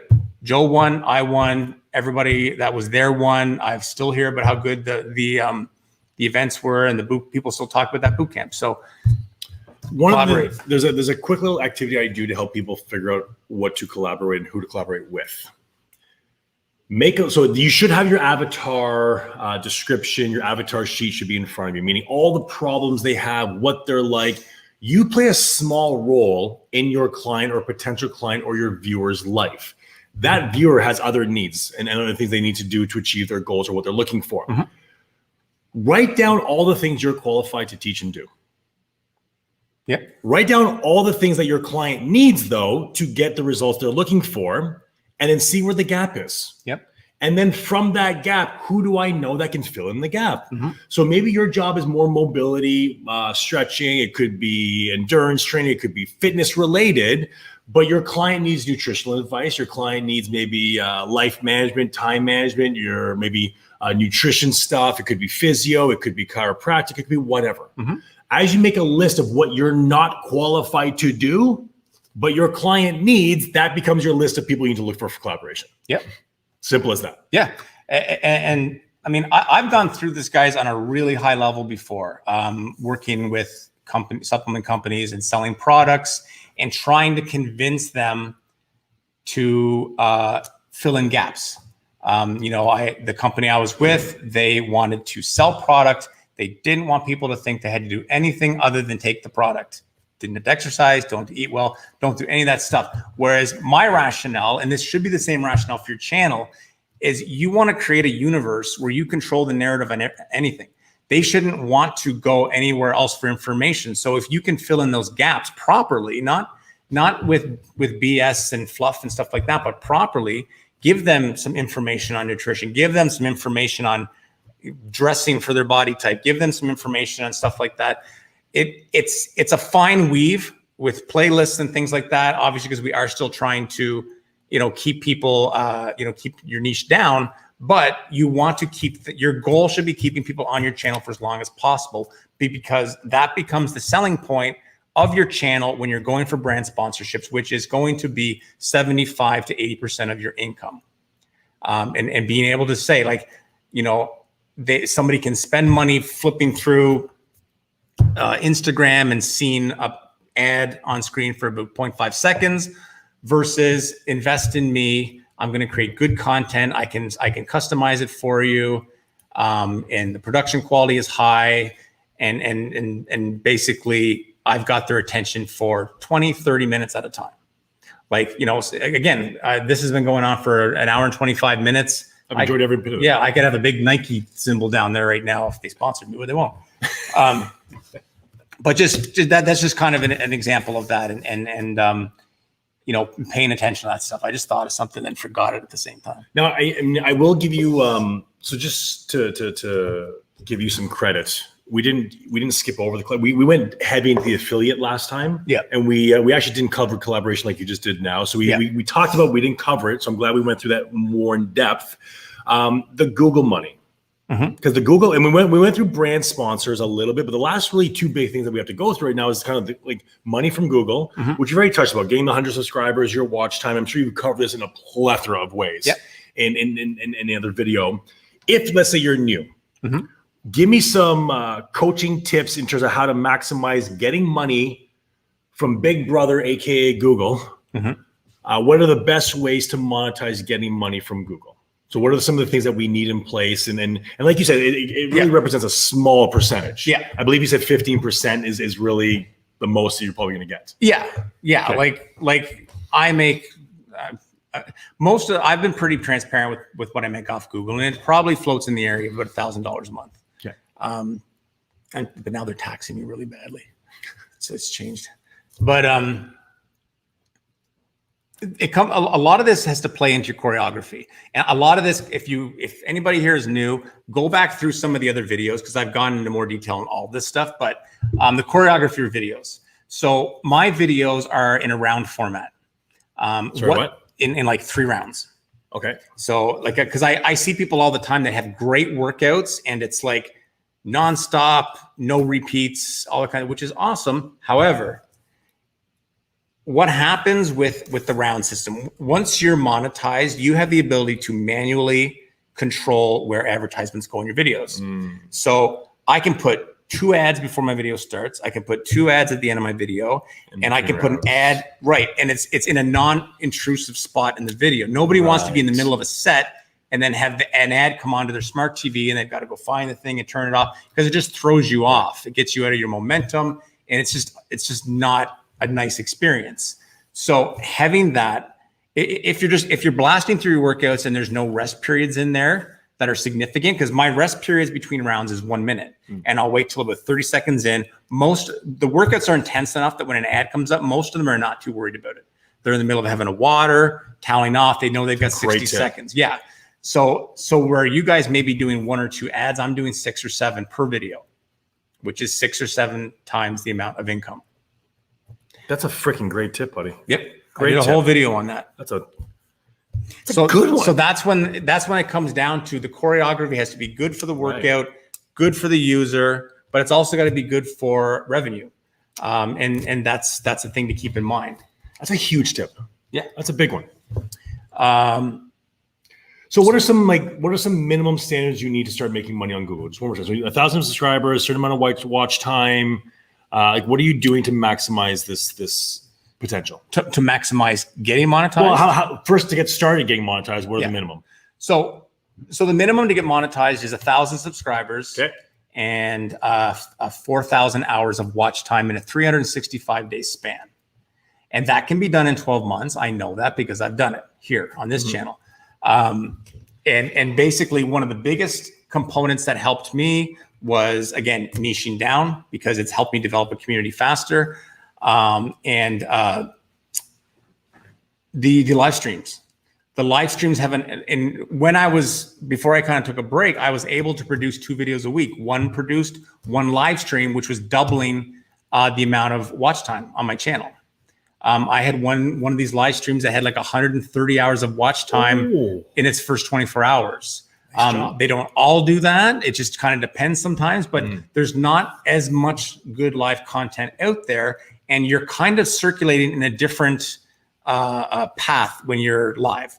Right. and it can actually surface to people that your workouts don't surface to, especially when you're smaller. If you're small, like a lot of the channels that are on here are people that I've discovered myself just from going in. I'll type in something like dumbbell workout and I'll see what's been posted in the last hour. And that's when some of you guys came up and I discovered these really good channels that have no subscribers, no followers, because they haven't surfaced yet. So during that time, it's great to add a live component if there's something you can offer to people, because it increases the watch time faster. So 1,000 subscribers, 4,000 hours within a 1 year period. And one of the key trick to doing that would really, I mean, obviously the lives are an amazing way to help get some of those watch times. If all your videos are 60 seconds long, it's gonna be a little bit harder, I'm assuming. Right. What other tidbits there for really generating the Google money? You need to make sure that your CPM rates are high. And there is a video on this channel. CPM. Yeah. Cost per mil. Cost per mil. Which is basically how much YouTube will pay you per 1,000 views on your videos.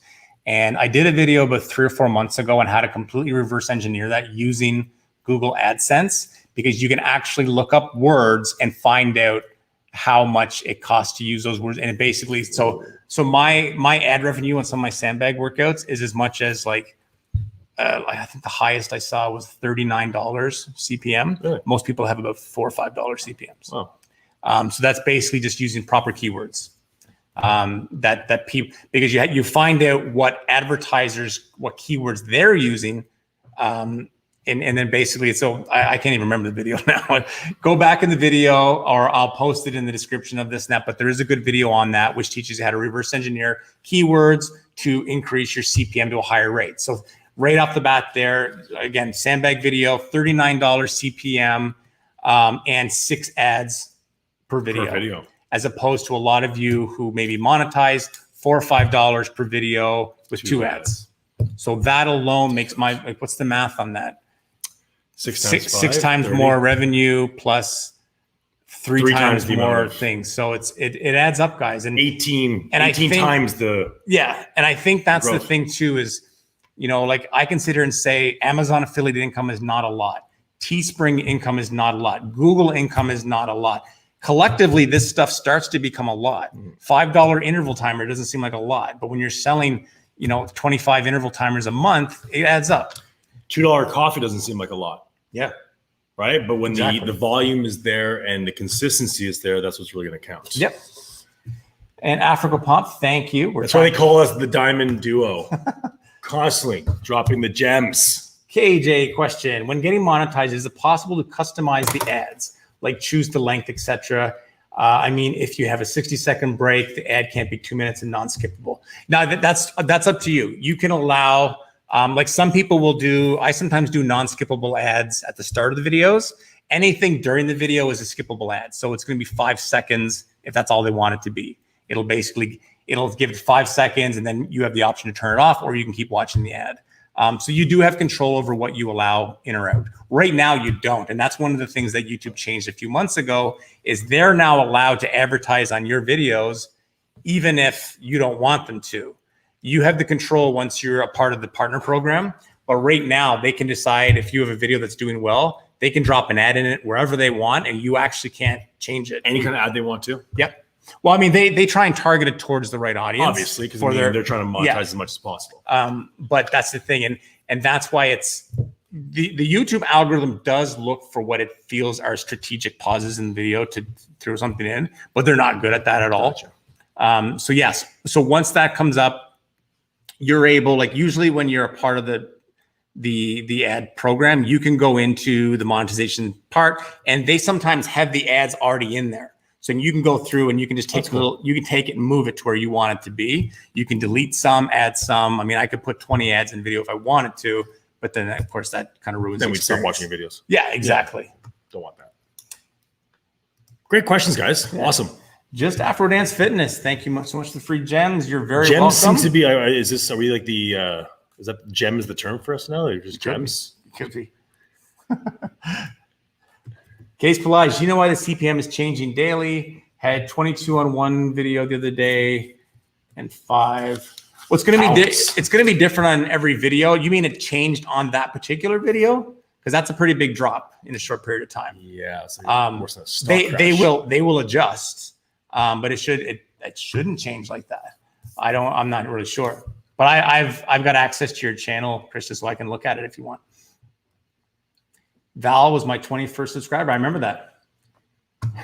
Everything you presented is so helpful. And it's funny, it's hard to come on here and try and be confident about what I'm saying. And I can remember somebody early on when I was giving this advice saying that you follow your own advice, because I only had 40, 50 subscribers. But I mean, you have to show an element of confidence, guys. Yeah. I mean, the fact of the matter is I know my background and I know what I'm good at. I've explained it to you guys at times. My advice might not be for everybody. My way of giving advice might not be for everybody. But I try and basically build it around making a business out of this. And a lot of it is based on actual experiences that I've had. And that's why I get very passionate about some people out there who are dropping that they're making $20,000 a month and all this kind of stuff, because they're full of crap. And I'm trying to give you guys an actual, like what we're talking about today is not impossible at all. Because when you break it down between various affiliates, Google AdSense, product and service sales, physical training people, one-on-one online training people, and the channel itself, and all, like it starts to add up really quick. And $8,000 a month is not that much when you start adding all these things together. It's just a matter of like literally reverse engineering, knowing where you want to go, knowing the products that you're going to be selling, and catering your channel, which is going to be your funnel, towards that final destination, which is, this is where my big money is. And that's basically what we do. And I've got two different philosophies for my two different channels. For one channel, it's all based around brand sponsorships. And the other thing with my fitness channel is without that, I wouldn't have this channel, because I need something that I can play off of it. And the fact of the matter is, with the whole premise of this channel is that I was able to make a pretty good income off less than 20,000 subscribers, whereas most people think you need 1 million subscribers to be able to make a living on this. Yes, if all you're depending on is Google AdSense and CPM rates, then yes, you need 1 million subscribers. But if you're actually treating like a business and you've got all these different platforms and levels that you're trying to work with, it's not necessary at all, and it can happen pretty quickly. And that's about it. Can you put Buy Me a Coffee link in the description? I will, yeah. And it's also up here too. Why can't I do that? But I will add it in subscription. It's also, if you're on the channel, guys, it's in there. And basically the Buy Me a Coffee, I gratuitously drop it about once every live stream. There's things on there. You can follow Buy Me a Coffee. It's absolutely free. I add stuff all the time. Some stuff is members only. I'm in the process of building a website that's going to house a lot of members only videos and stuff, because Buy Me a Coffee is not cutting it for that. It's been a little bit, it was good at first, but as things are growing, but there's interval timers on there. There's email templates. If you're seeking sponsorship and you've got under 500 subscribers, there's a written email template, how to approach these companies. Same thing with 1,000 subscribers, 10,000 subscribers. Anytime I get a lead on a product, I tend to post that. There's a lot of different things on there. Some are free downloads, some cost a couple dollars. Then there's the channel packages and all that kind of stuff. There's the Zoom calls to discuss your channel more in depth, because a lot of the stuff here, we're just blanketing it. And obviously every channel is going to be different, and everybody has different kinds of cameras and different lights, and they're in different places.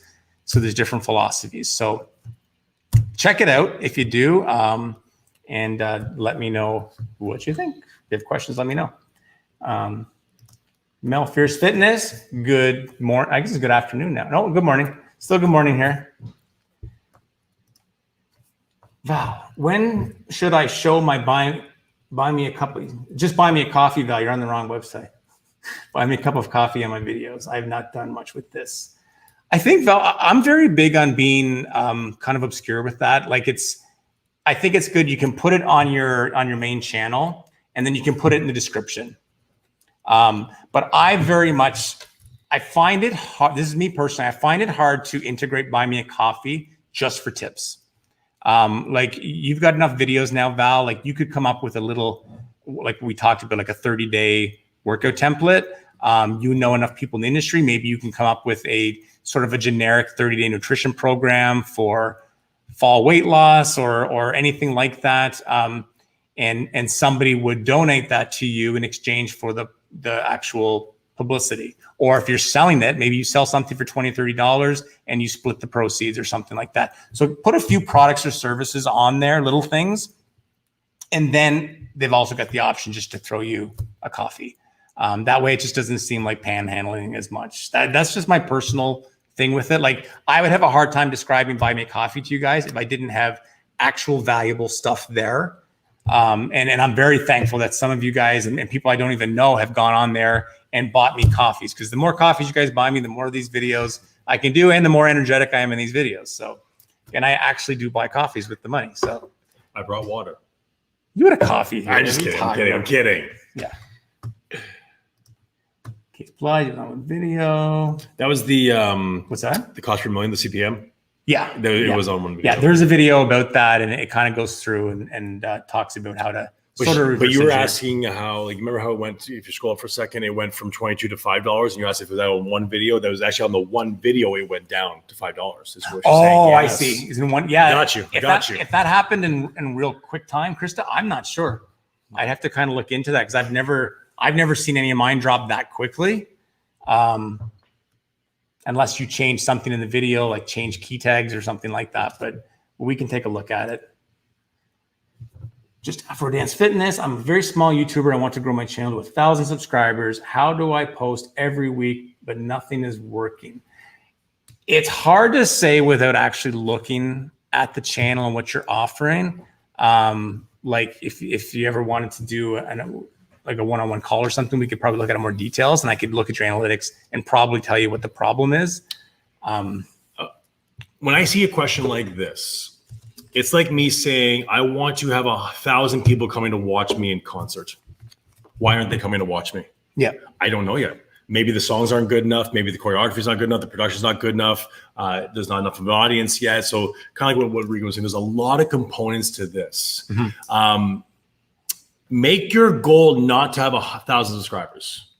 Make your goal to be, I want a page so good that 1,000 people want to keep coming to it to solve their problems. Yeah. Focus on what you're providing and then let people come to it. Don't just say, because I mean, if you just got 1,000 subscribers and they weren't converting, or if you got 1,000, then you got none ever again, you wouldn't be happy. Yeah. So really what you're after is creating something so magical that people want to keep coming to your channel and telling people about that. Make that the goal. Mm-hmm.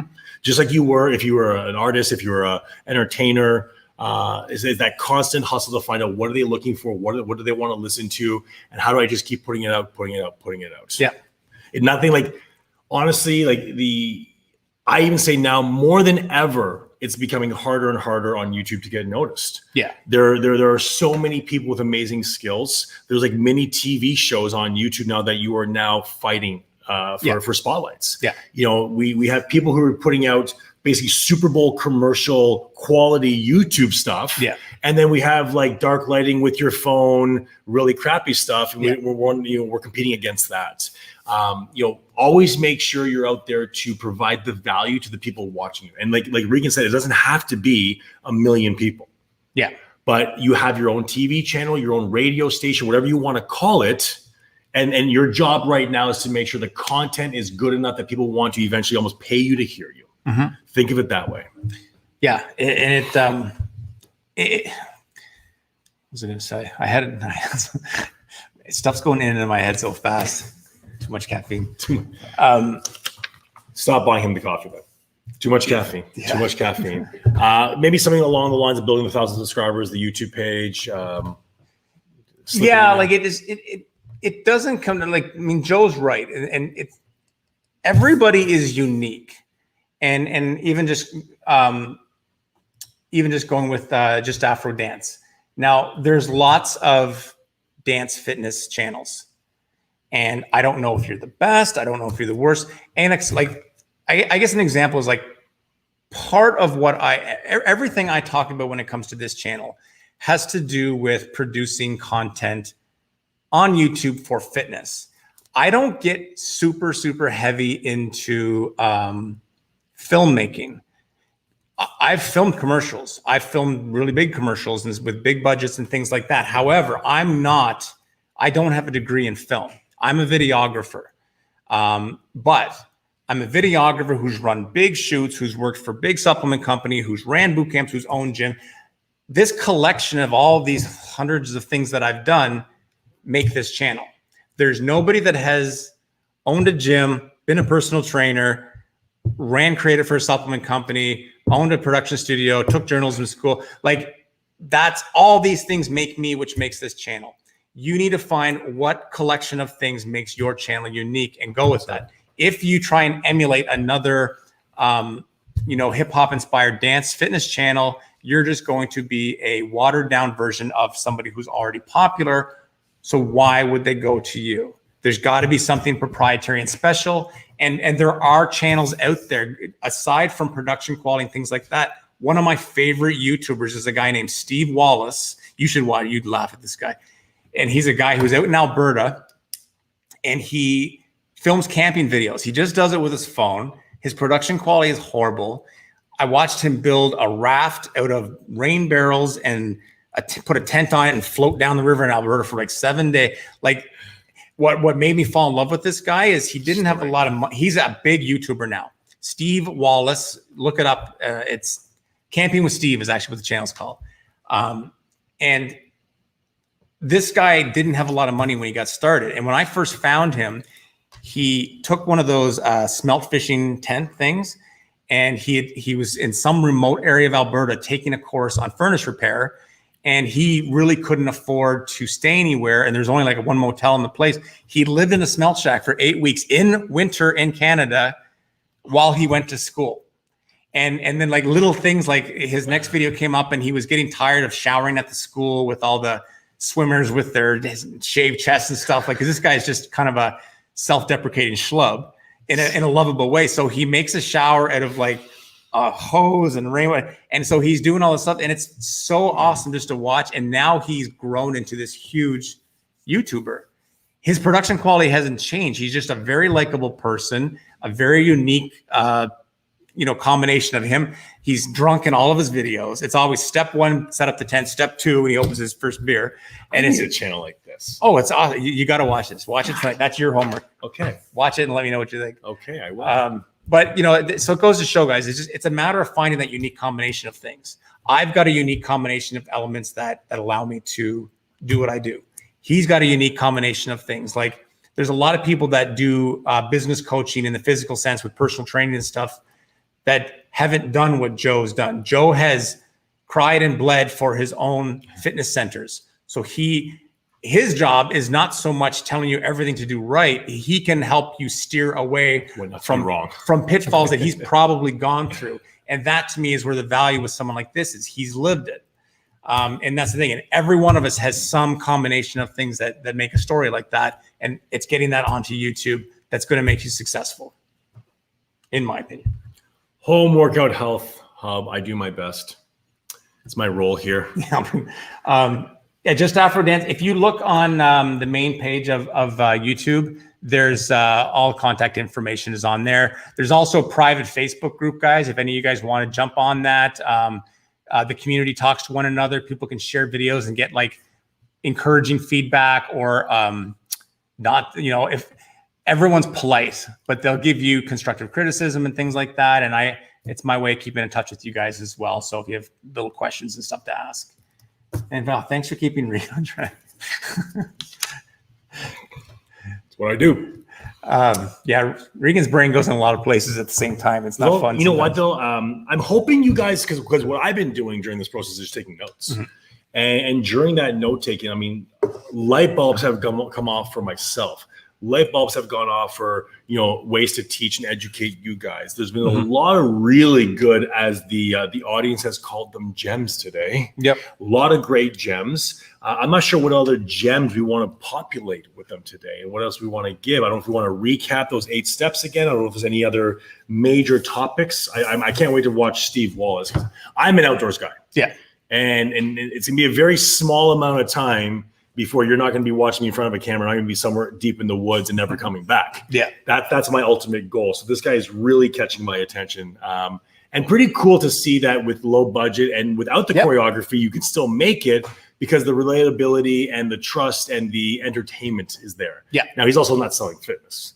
Yeah. So different. I'm not sure what his mountains are in terms of affiliates and everything else. But he's one of those guys that I found early, and it's incredible to see somebody who, again, he was in school for furnace repair and he's doing all this stuff.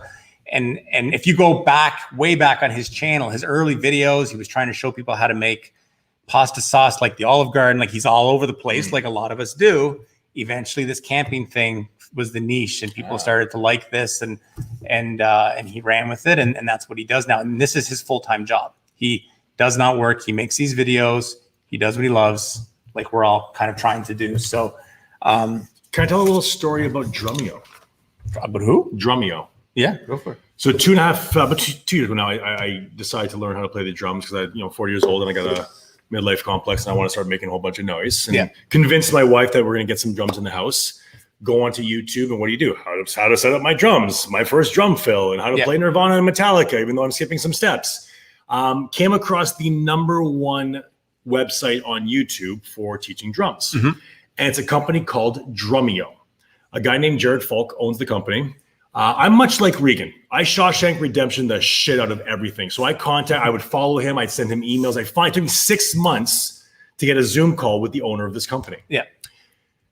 They have, I believe, 1.6 million subscribers. Nice. He does $12 million a year. I believe it. On one page, just one. Drumeo is a online platform to teach drummers how to drum. And I've seen advertisements. They have a website for it. What was interesting though was talking to Jared and the metrics and what it took to get to this point. And not only that, but how hard it is to stay on the top of the mountain with everyone chipping on your fucking heels all the time. Yeah. Took him 6 years of daily videos. 6 years of this. Daily lives, how-tos, putting stuff together, figuring out the niche, growing and growing and growing 2 locations later. But $12 million. But here's the interesting is the constant contact he has with the people. The Facebook lives are their biggest thing. It's the connection they have, not just this residual, the site's up and away we go. Yep. Guess what their response time is on any of their comments? Email, Facebook, YouTube, whatever. Guess what their response time is? Same day. 6 minutes. That helps. And what he said was when they focus on getting the commitment back to connecting with the people, to responding back, and to letting them know that they're the most important person no matter what. Every comment on Instagram, on social media, and that's the hard part for a lot of people, is just making the people feel that they're actually welcome. That was the biggest tipping point in their business, was focusing again on the avatar and helping them along their journey. And that's to me, that was a $12 million business when all those details are really fine-tuned, which is I'm sure a lot of us are just, how do I do it? Yeah. Their product is amazing. Their niche is amazing. And the conversion is what they've really focused on the most. I get blown away by the amount of people that I see who will start to get comments on their channels and they either fail to answer them promptly, don't answer them at all, or they answer them with a generic, like, because YouTube will give you like little answers and thanks. Is every comment, even now when I get overwhelmed with comments, I try and answer them within a day, and I always put their name in the comment because people like their own name, and it's personalized. And if it's something about a video, I'm so glad to have you here. Keep me posted on your progress and don't ever hesitate to get in touch, because what I'm doing is I'm trying to open up a bit of rapport with them. And I'm also trying to let them know I want your comments. I want you guys to say things, because again, comments and likes and things like that. And right off the bat, he's going to probably comment again and more, which is good for me. And it's good for my channel and it helps me surface. But then in addition to that, he's going to want to comment on almost everything I do because he likes me, because I know I'm one of few people that has given him a personal answer and not just kind of blew him off. But this goes back to the vanity metrics of fitness. And so many of us, we just don't establish a community with our community. Right. We want to be on a big stage talking to all of the peons and not actually getting connected with them. And that's why some of the very best trainers out there are not the fittest women or the tallest women or the fitness model types. when you look at successful people on YouTube in the fitness genre, there's a few that are young 20s, cute and all that kind of stuff, but there's a lot of them that just have a lot more depth and a lot more personality. And those are the ones that are making money. Don't kid yourself. A lot of the ones that are cute and young and all that, they're not making a dime. So what else you want to cover today, sir? I think that's it. If you guys have any additional questions on this, fire them now. Joe and I can kill a couple minutes. If you have anything, thank you guys for tuning in. And I know it was short notice, but we are going to try and get back to the Wednesday 10 a.m. thing again, unless I hear otherwise for you guys that there's a better day. That's what we used to do. We just did Thursday today because that's when he could come. Wouldn't mind making an appearance once in a while. Yeah, well, you're invited. In itself is probably a future course or produced video or multiple produced videos that basically will be laid out and more structured than that. This is kind of just like laying it out for you guys. But I can assure you that if you put in this effort and start to go from 1 to 8 and basically have it set up in such a way that you're going through the steps properly, reverse engineer so you know where you're going, think about your products, think about brand sponsorships, who you want to attract, focus on your production quality, and that money can be made very easily. The majority of it is going to be brand sponsorships. Google AdSense will be a nice amount. And then various affiliate incomes with Amazon and places like that. That's all going to come down to what kind of workouts you're actually producing and if it's the kind of stuff they can find on places like Amazon. And when it comes to clothing, don't make it about yourself. Be motivational. Make it something that's cool that people want to wear. Take my picture. What's that? Take my picture. Yeah. Or my Mickey Mouse shirt. I enjoy this. Thank you so much for your question, guys, for your involvement. And if it wasn't for you guys asking great questions and being involved, me and Regan would probably just wrestle and play video games all day. So yeah. I appreciate this. Thanks for having me today. No problem. And guys, if you haven't already, jump into the Facebook group. You can look it up, Fitness Marketing Hub, or it's on the main channel. And a couple things that are coming up in the coming weeks, either on this channel or Trainer Hub. I'm going to be giving away a massage gun. It actually came in this morning if I find it. The massage gun, also known as the Theragun, is great for myofascial release. Tough muscles, tension, upper back, leg, glutes, you name it. This product is great for the whole family. The C2 massage gun by Bob and Brand features sturdy supports, great handle. I'm just being like the guy on Price is Right now. It's YouTube perks, guys. I got 2 of those sent to me. And the reason I got 2 is because I asked for one for you guys. So I'm going to be doing a brand review on this, probably on the Trainer Hub channel because there's more subscribers. So if you haven't subscribed to Trainer Hub, please do. I'll give this channel a heads up when the video is going up, and there'll be some way in there that you can do something to win this, and I will send it to you. And I've actually got 3 of these now because I got one from another company too, and they're awesome. Bob and Brad. Oh, yeah. Yeah, so they're pretty good. I think it's like a $200 gun or something too. And also for any of you who may be interested, I posted on the Facebook group today that I am going to be doing a 45-minute presentation at Fitposium.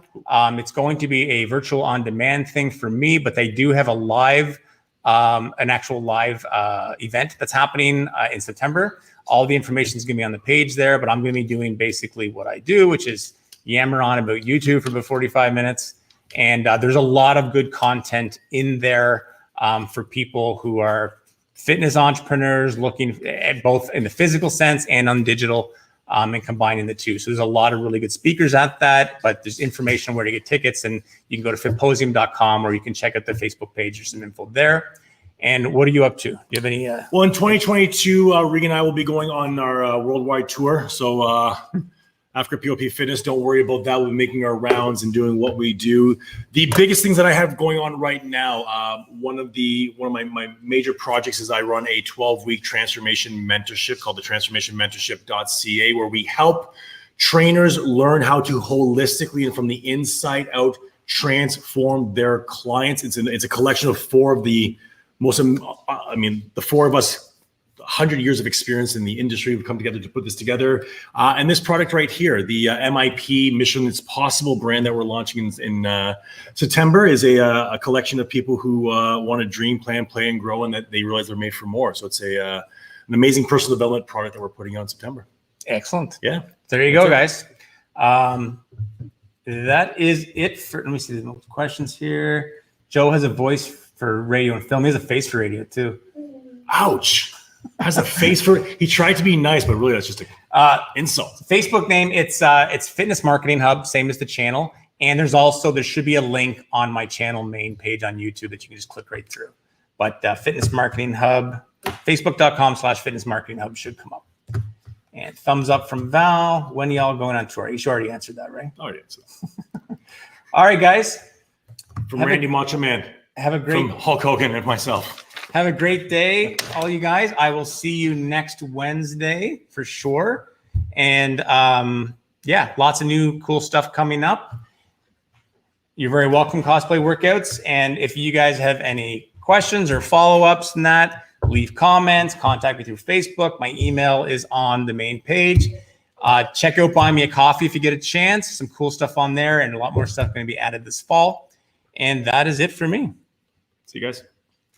Have a great day. Talk to you guys soon.